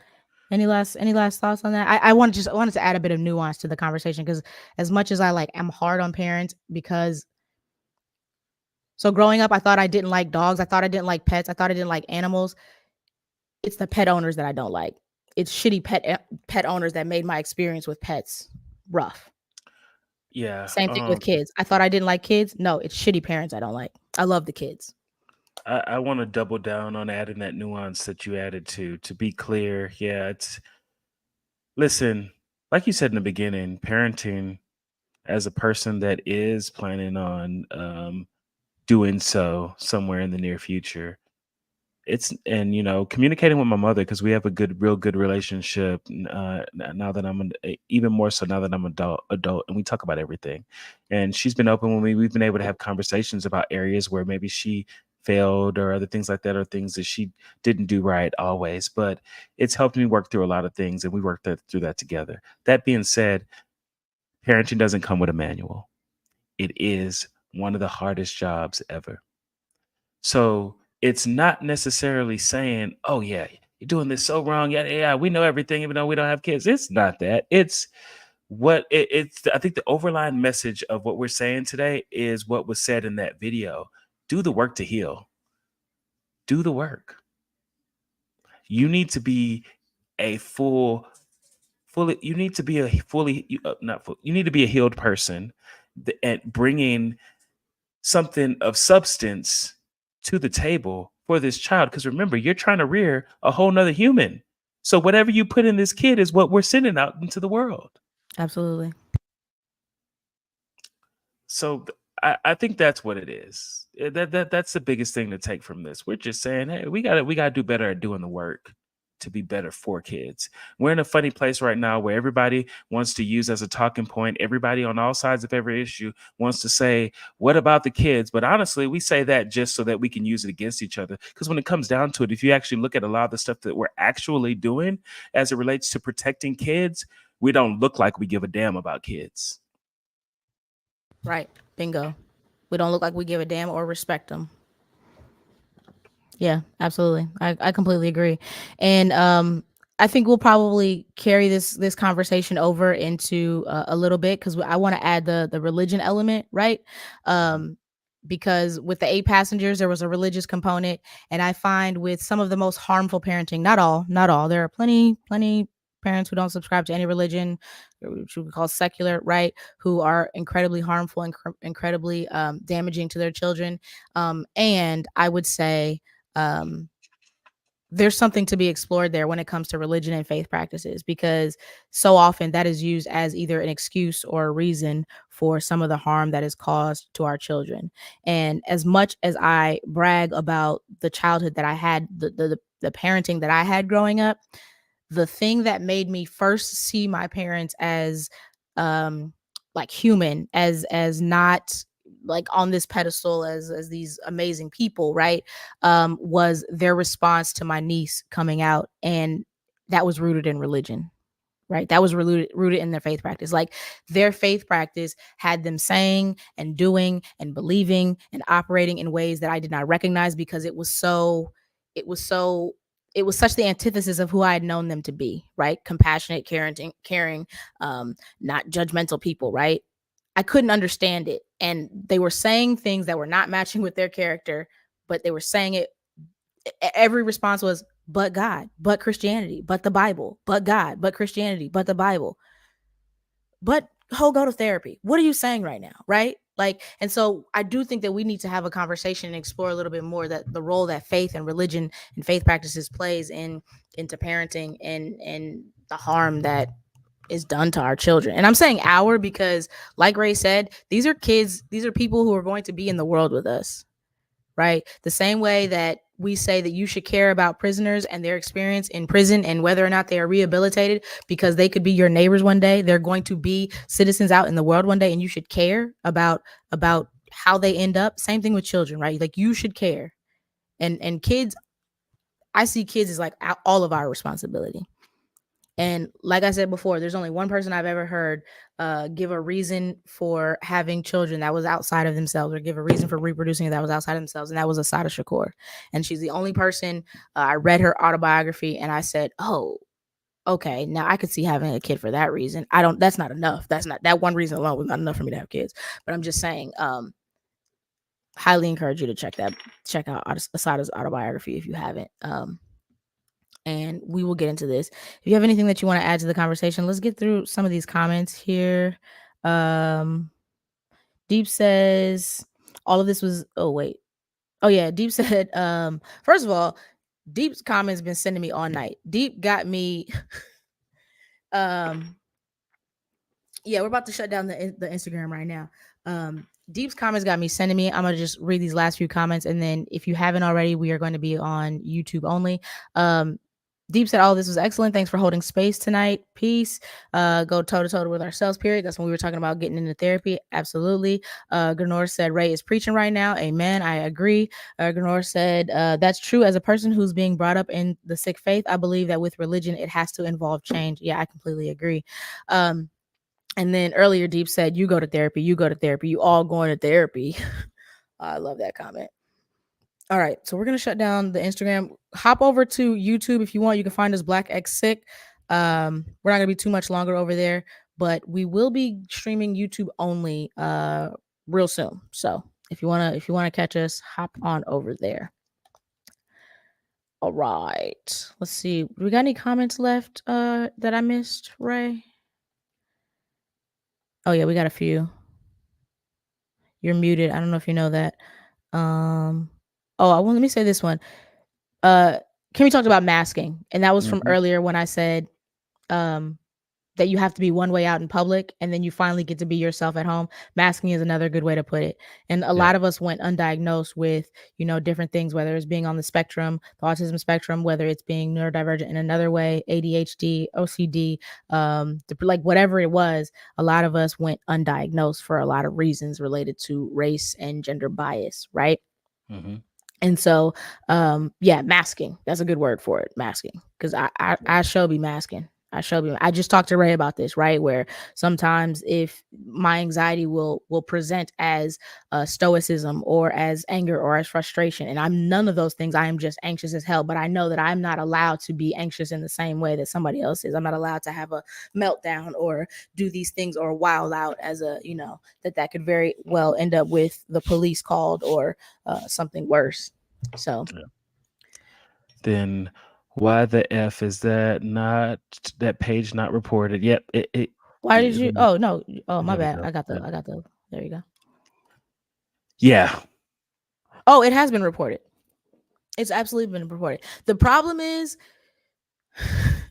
I don't know. Well, first of all, with TikTok, she's got a big account, right? So if you're bringing TikTok money, same thing with YouTube. I don't know if anybody knows about Sniper Wolf, right? Like you can do some real wild stuff and they will look over it because you're making them money, right? Now, with this parent on TikTok who is clearly exploiting her child and letting pedophiles write all over it and download her videos, who is clearly doing these real wild things like let her toddler pretend to put in a tampon, or let her toddler pretend to shave her pubic hair, or let her toddler play with phallic symbols, or let her toddler be in weird poses in barely bathing suit clothes, or let her toddler just do suggestive things. I believe that the page has been reported, but I believe it's just that she does things that are just on this side of not technically violating the terms and conditions, right? It's one of those things like, we know what you're doing. We see what you're doing. The pedophiles clearly see what you're doing, but technically, is it illegal? Does it violate terms of service, right? I think technically it doesn't. So I think that's why it stays up. I'm not 100% sure, but that's kind of my guess. There are a few videos out there on it. Repzilla has one that just came out a couple days ago. But again, Ren Eleanor, I think is the name, and then the mom is Jacqueline. That's the other sad thing too. Everybody knows the child name. Not too many people know the parent's name. It's pretty freaking awful. It's disgusting, honestly. Yeah, I can't say anything about that. Yeah. Yeah, I don't blame you. See, Freddie Mercury said, "What's up? Your title clickbaited me."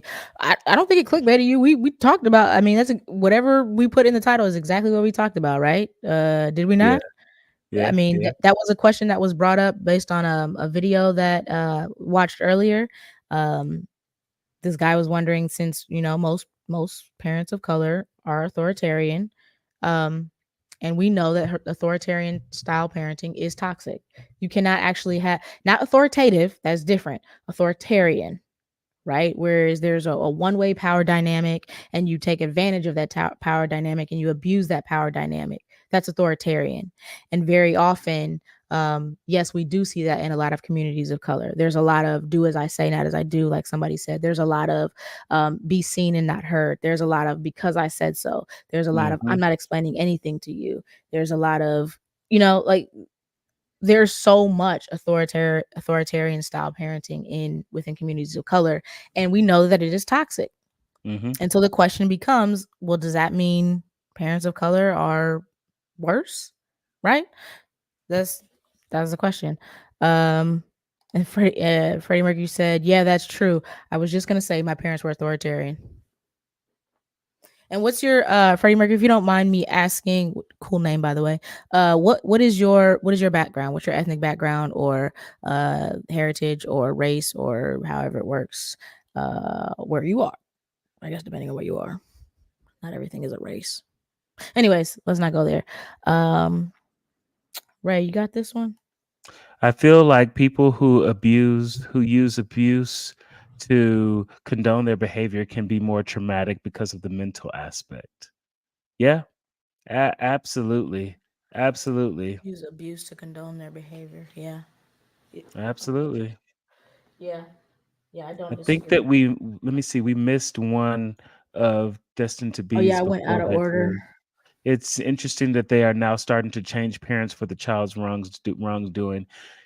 In a lot of Wait, can cases, you I click can. on the link? Can you click on the Oh yeah, comment? I don't know what comment you're talking there we about. go. Yeah, Oh, charge parents, not change parents. yeah. That's why I Charge want you parents. to click on it. I don't know. Okay. Yeah, go ahead. So you know, I know there's some people that would probably say no, they shouldn't be doing that because the kids can get out. But I'll be honest with you.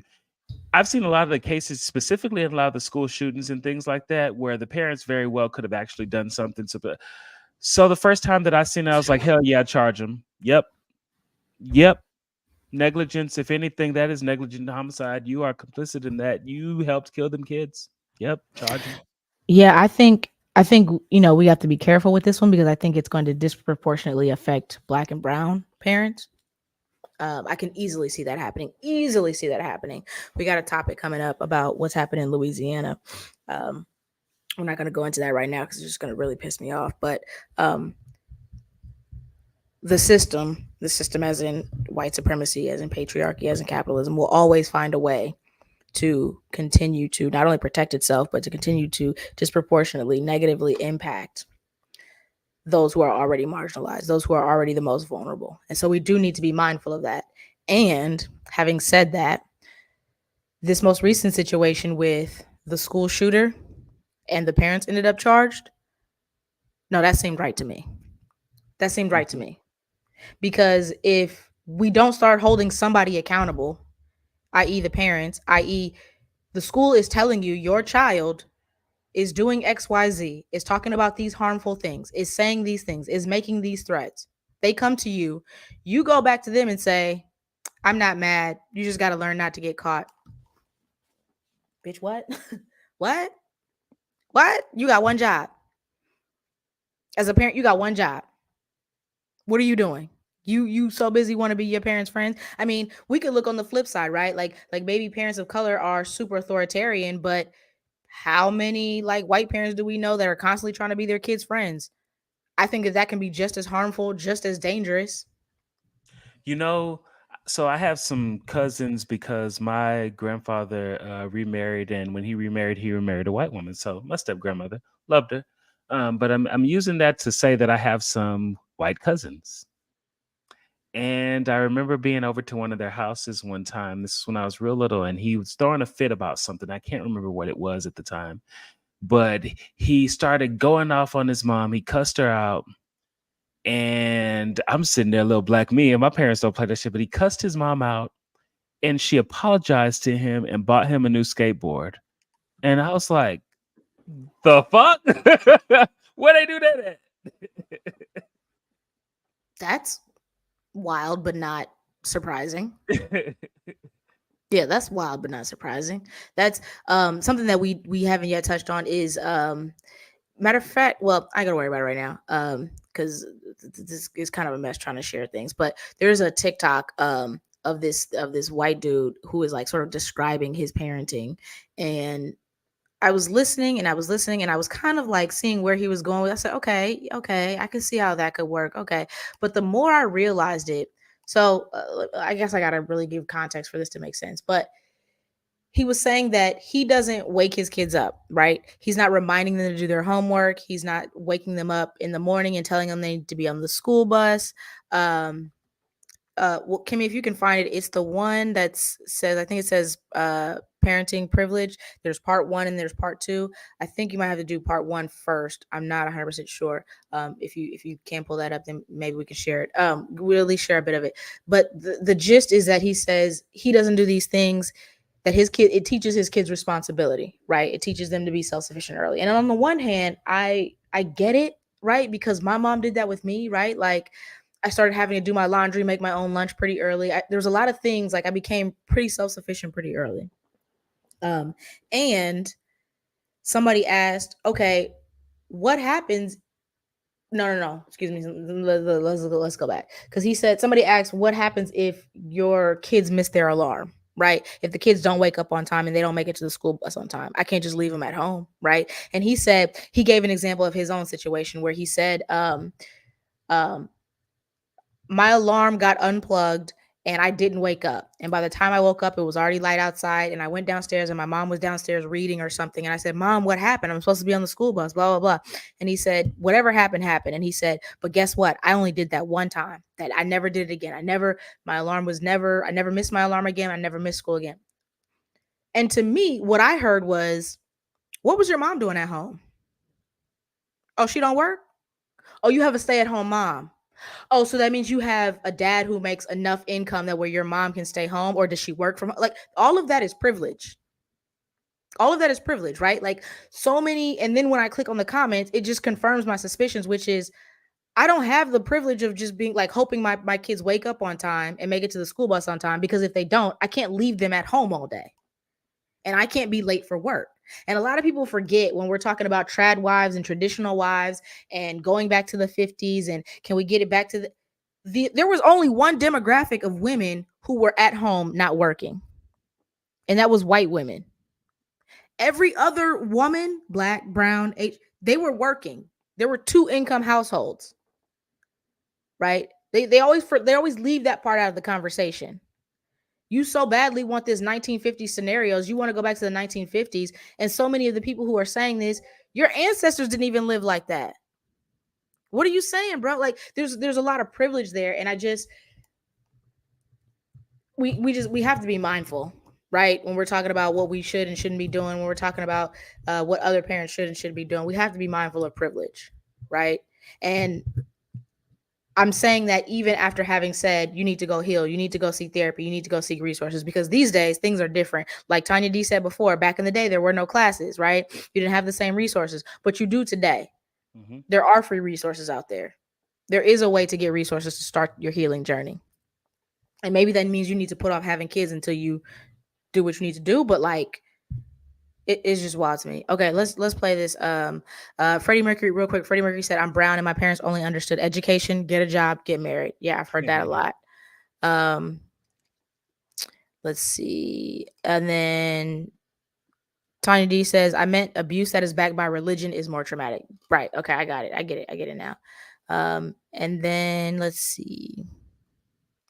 Oh, Freddie Mercury said, I'm Indian, Punjabi, Sikh. Got it. The good thing about non-white parents is they do socialize their kids and teach discipline. And that was, I think, actually in response to, because they said something else. School shooters probably were never socialized as kids. Were never well socialized as kids. I don't know. I wonder. It does make me wonder. Most of the time, it's true. I They think give there's a lot of background. truth to that. Yeah. I think there's a lot of truth to that. Yeah, a lot of this. Yeah, I won't go there. Let's see. Freddie B says to Tanya D, yeah, there are some things strict parents just don't understand. Certain issues mess me up. Yep, we hear that a lot. Mental abuse, kind of. Yep. And then Tanya D says mental abuse can take a lifetime to heal. You know what I want to say about abuse is that it is so difficult. It can be so difficult for people of color to admit that they've been abused by their parents, to admit that they experienced abuse, or to admit that what they experienced was abuse, right? Like I remember saying that to my mom, like, you know, like a lot of the things that she experienced, like from my granny, like, hi, that qualifies as abuse. No, it wasn't abuse. It was okay. So can we look up the definition of abuse? Like, right? And then I had to realize like that doesn't necessarily get me anywhere, like trying to get her to admit this, right? But I do sometimes think it is an important first step to getting people to stop abusing children, is to getting them to admit that it is abuse. Because so often we see online, oh, y'all are so sensitive, y'all are so soft. If I spank my child, that's not abuse. Or people thinking there's a difference between abuse and like spanking your children. Bitch, no, there's not. Physical abuse is physical abuse. If you put your hands on your child in a non-loving way, that is abuse. I don't care if it's a pop in the mouth, a slap in the face, a spank to the behind, using the back scratcher, using a switch, using a hanger. I don't care what it is. Using your hands only. I don't care what it is. If you put your hands on a child in a non-loving way, that is abuse. Because guess what? Nobody can put their hands on you in a non-loving way. I was just about to say. So, I mean, if we're saying that, then why can't I hit my spouse then? It's called domestic violence, right? Yep. If you was to walk upstairs right now, or if y'all get into it right now, and you lay hands on your spouse, that's domestic violence, right? If I'm outside, if I'm at a store and I'm in line and I get into it with somebody and we get to tussling, or I smack them in the face, or somebody says something disrespectful to me, and I just immediately pop them in the mouth, that's not abuse? Like, that's not assault? So why is it that you can just pop your child in the mouth because they say something disrespectful, something you might not even told them was disrespectful, or because they're doing what's developmentally normal, pushing boundaries, testing boundaries, trying to figure it out, expressing themselves, using the tools that they have at their disposal? Like what? Like beating kids for that are still potty training for soiling themselves. I saw that a lot to happen to a lot of kids. I'm like, are we serious? Right. Are we really doing that right now? Yeah, that reminds me of the 8-passenger stuff. Y'all should check that out. I really don't want to go into detail right now, but y'all should check that out. All right, let's play this video real quick.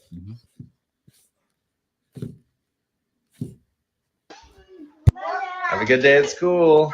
Bye-bye. I did not wake them up.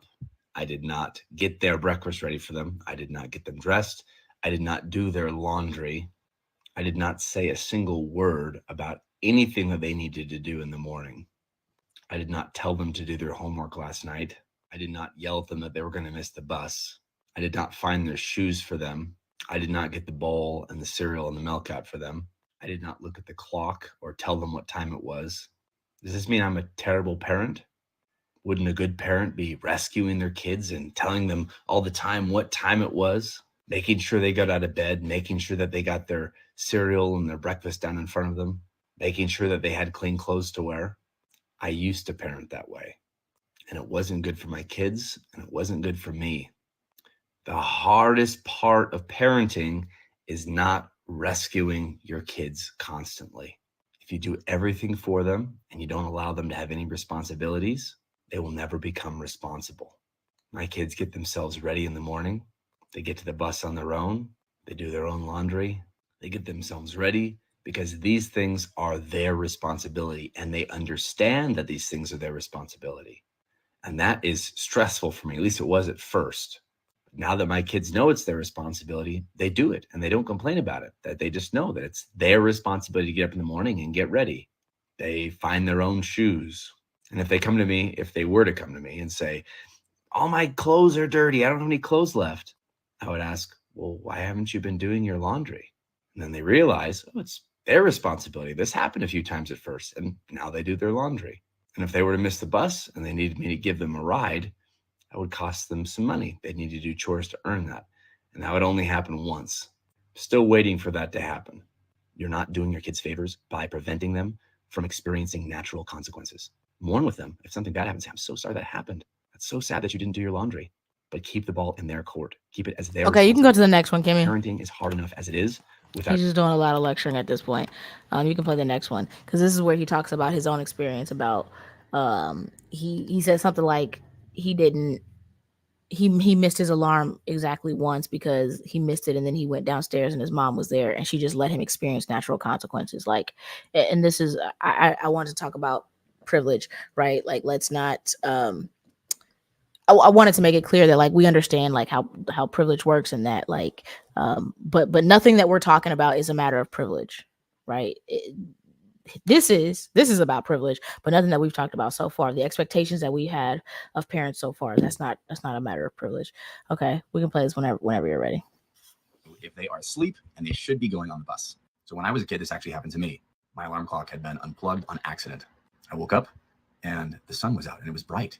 And I'm looking around, I'm like, why didn't my alarm clock go off? And I run downstairs and my mom is reading or something. I'm like, I look at the time, I'm like, oh my gosh, I'm late for the bus. I missed everything. What am I going to do? And my mom, kind of patiently said, it looks like you didn't get yourself up. And we talked about what happened and we tried to figure out how to make sure it doesn't happen again. And in a case like this, I could get a ride, but it might cost me a chore or something. I could do the chore later. But guess what? That only happened once. And what if your kid doesn't care? If your kid doesn't care, that's a whole different problem. Typically, a child, not always, there's always different kinds of kids in different kinds of situations, but a lot of times if they're really young, if you built up really close, strong, loving relationships with them and you do a lot of things with them and you guys are friends and you care about the things that each of you do and you have this kind of relationship, they're going to want to please you. They're going to want to, do things that you're going to be proud of. And they're going to want to also emulate your behavior. So if you're a responsible person that does things in a responsible way, they're going to want to do that too, likely. Not always. There's always exceptions. So if you have a good relationship with them, they're likely going to want to do good things, assuming that you're doing good things. So if that's not the case, something else is going on and it's a much more complex problem. Maybe they have depression. Maybe they are being bullied at school. Like you need to find out what's going on. But if it's just a matter of, them being irresponsible, them not setting their alarm clock, not getting up on time, you let them fail. Then you lovingly talk about what the price of being driven to school is. Maybe it's a big chore. Video games, TV shows, dessert, movies, friends' houses are all off limits until this chore has been completed. You can do all this lovingly. You don't have to be angry at all. So this is just the way that it is. Likely, assuming that other things in their lives are functioning okay, they're probably not going to miss the bus again. You let your kids fail when the stakes are low, because if they miss the bus, arrive to work late later on, they could lose their dream job. You get kicked out of their residency program. Allow them to fail when the stakes are low, and then supportingly and lovingly and with encouragement, teach them how to succeed. Okay, that's great. That's lovely. So the thing about that one is I don't completely disagree with what he's saying. I don't 100% agree with how he's going about it, but I don't 100% disagree with what he's saying in terms of allowing your children to fail when the stakes are low. I think that is actually excellent advice. And I think it is important that we manage expectations, that we keep privilege in mind, right? And that we keep things like different diagnoses. Like a child with ADHD, I'm assuming he don't have ADHD, right? I'm assuming that man is not neurodivergent. He's talking about he missed the bus exactly once. He only had that issue exactly once. Oh, that's cute. That is lovely for him, and I'm so happy for him. That is beautiful. Can't relate. What? And I was a responsible ass child, right? But like, as somebody who was undiagnosed at the time, like I struggled, and I was just telling Ray, I had to figure out how to accommodate the hell out of myself. Like I can only imagine what I would have accomplished if I would have had actual accommodations, if I would have been in a world that was like designed and tailored to my needs. I could only imagine, because the amount of effort and work that I put into accommodating my own needs and struggling, right? Like, and I think about all the kids who are currently struggling, who haven't yet learned to accommodate themselves, who haven't been diagnosed, or who have been diagnosed and still aren't getting the resources and the accommodations. Like, I mean, the amount of privilege that he's speaking with is just, and that he doesn't see it is just out of this world to me. Right? I don't know what your thoughts on that. So I think that we can be on two different extremes, and I don't think that there is a need to be this helicopter parent or this extremely authoritarian parent. But what is wrong with asking your kid, do you got your stuff together for school tomorrow? Like that, you know what I call that? Yeah, I was like that messed me up because I'm like, heck, I don't need to. There's a reason I teach you teach your kids to do the things because then I can just reinforce because just like adults do, but kids most definitely do, especially if they have ADHD, they're gonna forget stuff. Yes, you can let them fail at some things too, but stuff like making sure to get to school and be prepared for. I can't ask you if you got your uniform together. Like what? That's not too much. That's just guiding your kid. Like what? Like, I come do, I, on. I do think it's important to let your kid, like I said, I think it's important to let your kids fail when the stakes are low. Like I get that. I think too many parents don't do that. I mean, I've seen it, right? You coddle them, you protect them, you shelter them, you do all this thing, and then they go out into the world and wild the F out, or don't know how to handle things, or don't know how to take care of themselves, or are trying to find wives to replace you, right? I get it. And don't swing too far to the other extreme. And I think something that's important to say that I don't think that he said, he sort of was making this as like a blanket statement that this should work for most children, right? Unless you Right. have an exception to the rule. I don't think that's the case, because so often what people fail to realize is that children are individuals. So even when you have children, even when you have multiples, even when you have children that have siblings, so often parents will try to treat their children exactly equally instead of equitably, and they will try to treat them the same as opposed to tailoring their parenting to each child. If my mother had followed his guidance, I would have failed at everything in life. Yeah. Yeah. Yeah. So yeah, no, that wouldn't have worked for me. It would have worked for my sister. The other thing is, I don't know how much he mentioned, he talked about, like, he started off with, I don't do this, and I don't do this, and I don't do this, and I don't. Okay, what do you do? Why are you there? What do you do? What are you useful for, right?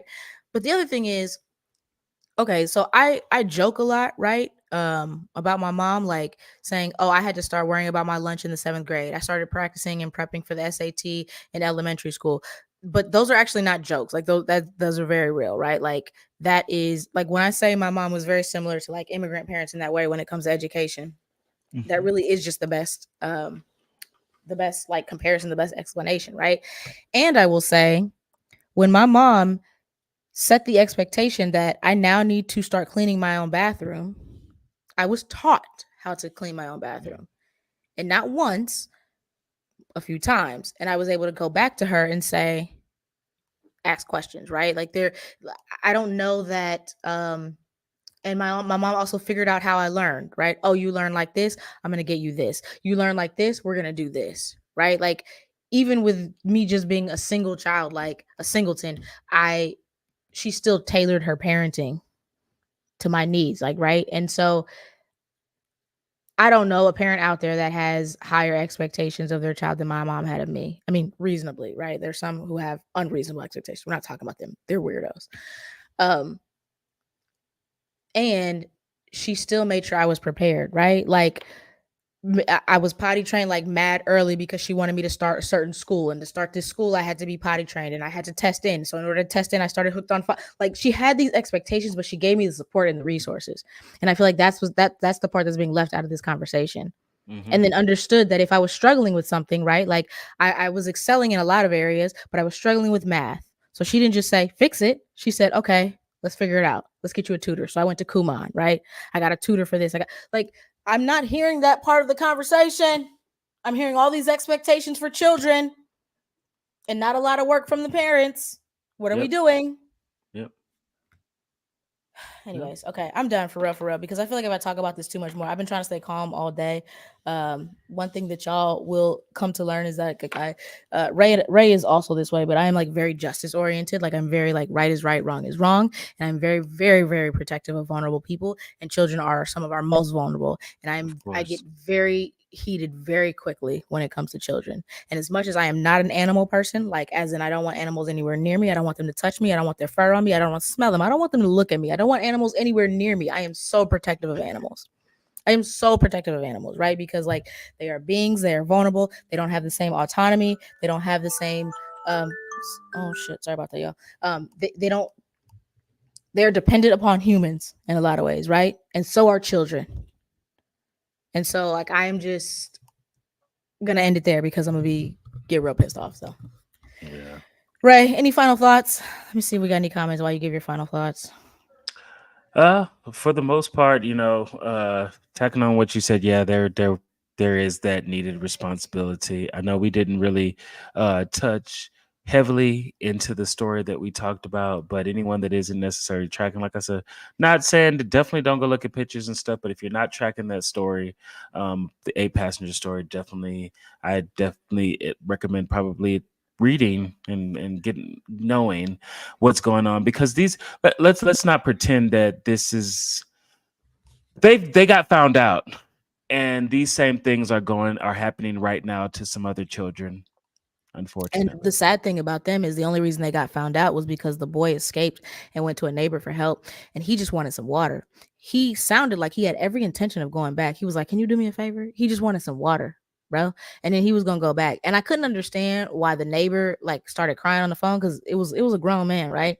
And why the neighbor started crying. And then when I saw the photos and I read the diary and I read what was happening to that boy, I fully understood, because at one point the boy said, no, it was my fault. I wasn't listening. So now you physically tortured these children and mentally tortured them, so much so that they think that their physical torture and their mental anguish is their fault.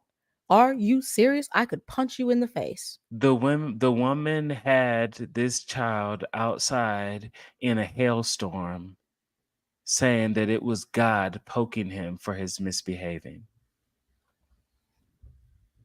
I mean, Tanya D said it. Religious trauma or trauma rooted in religion can be way worse. Way worse. It can be so much worse. Yeah. I'm just cycling through some of these comments. Yeah, Tanya D says mental abuse can take a full lifetime to heal, or a lifetime to heal. So true. Tough love is abuse. Yeah, it's interesting because I understand tough love on the one hand. My mom is somebody who believes in tough love in the sense that like there are times where I was like guilty until proven innocent, right? But she was sort of swinging the pendulum from experiencing my uncles who, because she had only brothers, right? And my granny, I have an uncle that we called Baby Jesus. We called him Baby Jesus because he could do no wrong, right? He did the most wrong, but in my granny's eyes, he could do no wrong, right? And so he very much needed tough love in the sense of stop bailing him out, stop enabling him, right? But I think that's different from I'm hitting you because I love you. I'm depriving you of this because I love you. That type of tough love, right? So yeah, my mom was never the parent that said, "Oh, you accuse my child of do something." No, my child must not have done it. My child does no wrong. My mom said, "My child is imperfect. What happened? Let's figure it out. Like did you do this? What happened?" Right? Like, so I get tough love in that sense, but the tough love where it's like, that's not abuse, that's tough love. No, if you're saying that, it's probably abuse. Let's see what else. Do you know where the term rule of thumb came from? Oh no. Rule of thumb. Rule of thumb. Rule of thumb. Why do I feel, is this related to abuse? What, Tiny D, where did it came from? Where did it come from? I know. Let me see. Did she say? So how did his kids learn to do their laundry, pour their cereal, etc.? Someone had to teach them. If not, he sounds like Ruby Franke making that baby starve because she didn't fix her own lunch. Exactly.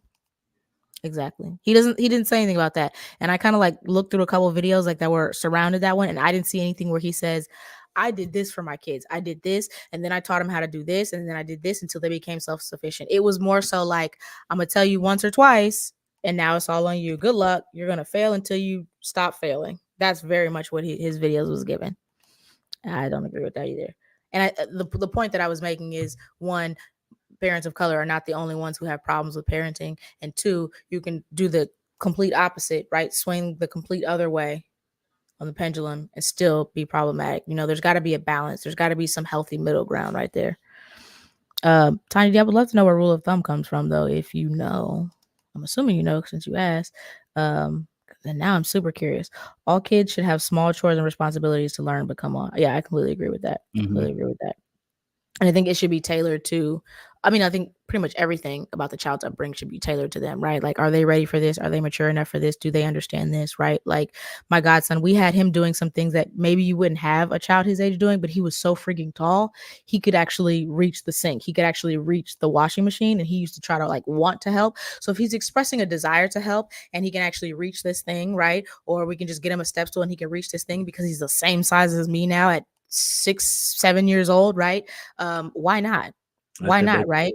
Yeah. And so often I was never mind. I won't go there, but I will just say that sometimes I wish parents had higher expectations for their children. Sometimes the expectations are too high and sometimes they're not high enough.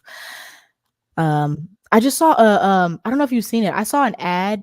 Oh, I can't remember the name of the organization, but it was with a bunch of folks was it trisomy 21, the Down syndrome, right? And the whole thing was basically saying, like, if you have low expectations, like if you don't expect us to do anything, if you don't expect us to become anybody, if you don't expect us to be anybody or achieve anything or accomplish anything, then the chances are we won't. But if you expect us to be somebody, to achieve something, to do great things, then the chances are that we will do those things, right? So like, stop infantilizing us. Stop assuming we can't do anything. Stop assuming we can't live on our own. Stop assuming we can't care for ourselves. Stop assuming we can't make friends and have romantic relationships. And I'm like, yes, that. I love that. And that's how I feel about kids, right? You got to have the right expectations for them. Let's see. Let me be clear. I'm a latchkey kid who grew up in the 80s. We taught ourselves everything, and that wasn't always great. Right. I was a latchkey kid. I won't say I taught myself everything, but I was definitely a latchkey kid, and I was definitely far more self-sufficient than most of my peers at a much earlier age because I was the only child, because I had a working parent, because I showed an ability to accomplish certain things, and the things that I didn't show an affinity for, an ability for, those expectations were put upon me. So yeah. I feel you on that. I didn't grow up in the 80s, but I was a latchkey kid. I was a latchkey kid that also helped raise my sister and my little cousin, so I can relate. So you were parentified at an early age. I helped raise my nephews, but I wouldn't say that I was parentified. Everything that I did, I really very much volunteered to do. But I was definitely like taking care of a 4-month-old while I was in high school, like, getting up in the middle of the night, getting a bottle, going to the bathroom with a 4-month-old on my lap, and then going back to bed, and then getting up a few hours later to go to school. Like, I was very much doing that, but I didn't ever feel forced to do it, and I think that was because I was an only child and these were like my nephews, and he had gotten attached to me. So I don't know. I don't feel like I was parentified, but I don't know. I do have a problem with parents who parentify. And I understand, especially when it's like a class issue, you're much more likely to like parentify older children, even on accident, but that's a whole other thing. See, Tina says his kids look really young, and I feel like this sets up the older children to become parents of the younger. Exactly. I agree. I would bet you his older kids are parentified. I would bet you. Because if he has these expectations, which is, I'm going to allow you to fail and I'm not going to be there to catch you, I'm not going to be your safety net, chances are the kids don't go to him when they need somebody to catch them, right? Chances are the kids are going to go to whoever is going to catch them, and more than likely that is going to be an older sibling.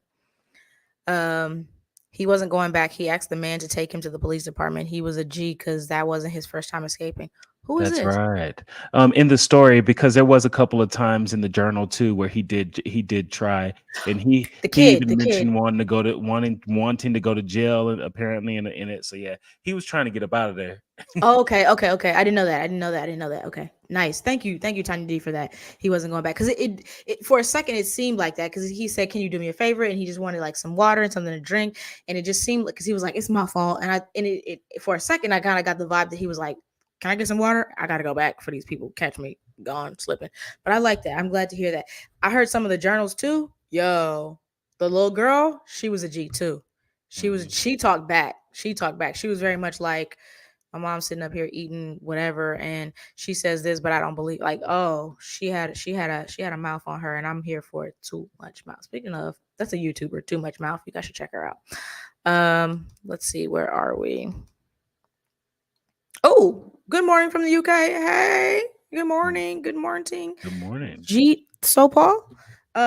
What's up? That's what's up. It's good to see you. DV, what time is it there? You said good morning, because it is I think there's like an 8-hour difference over there. So it's pretty early. It's pretty early over there in the UK. Sorry about that. DV used to be considered legal as long as the stick wasn't wider than their thumb. Oh. Rule of thumb. Oh. I get it. That's wild. And now I gotta go. Okay. Because now I'm going to be thinking about that for the rest of the night. Wow. DV used to be considered legal as long as the stick wasn't wider than their...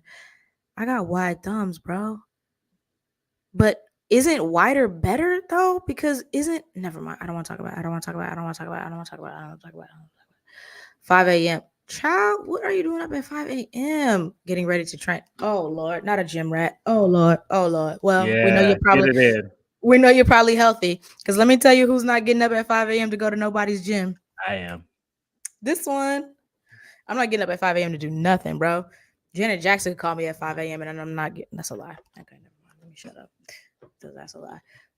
I can't do 5 a.m. though. I don't do earlier than 10 a.m. So I'm a night owl. I'm a night owl through. First of all, I don't want to train either. I don't want to go to the gym. I don't want to do it. I don't want to do it. Can we ride bikes outside? Can we ride skateboards? If it's not that, I don't want to do it. I like weight training, but I don't like anything else. I don't like cardio. All right.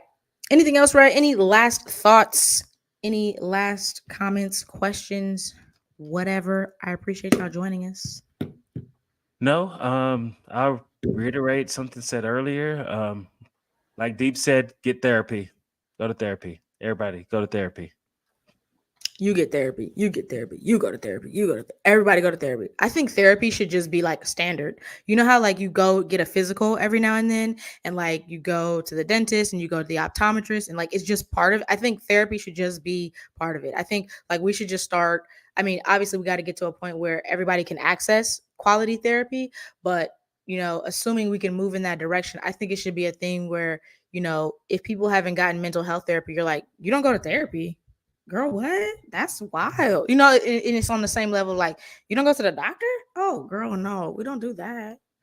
I want therapy on that level. You know, like therapy was something that was very normalized for me growing up, and I think it needs to be normalized for everybody. So, yeah, Waheguru wakes me up at 4:45 a.m. Well, that is great. That is great. Waheguru knows better and does not wake me up at 4:45 a.m. Waheguru and I have a great relationship, and there's no waking up at 4:45 a.m. here. But that's what's up. Have fun training today. Enjoy yourself. Stay safe. Jeet, I appreciate it. I think Jeet just joined our Discord too, so that's pretty cool. If you need access to the Discord, hit us up on Instagram. Send us a DM, shoot us a DM, and we will get you a link. Otherwise, we have a Patreon that you can join. And that's that. Destiny B says, great conversation. Thank you. I appreciate it. Appreciate y'all for joining. Thanks to our mods for being here. Everybody for coming through. We appreciate y'all. You laughing, but I'm serious. Anyways, we out of here. You want to sign out, Ray? Yes. Waheguru Jika Kalsa, Waheguru Jika Pate. Have a great night and morning. Yeah. Have a great day. Have a good morning. Have a great afternoon. Enjoy yourself. Stay safe. Waheguru Jika Kalsa, Waheguru Jika Pate. Peace, y'all.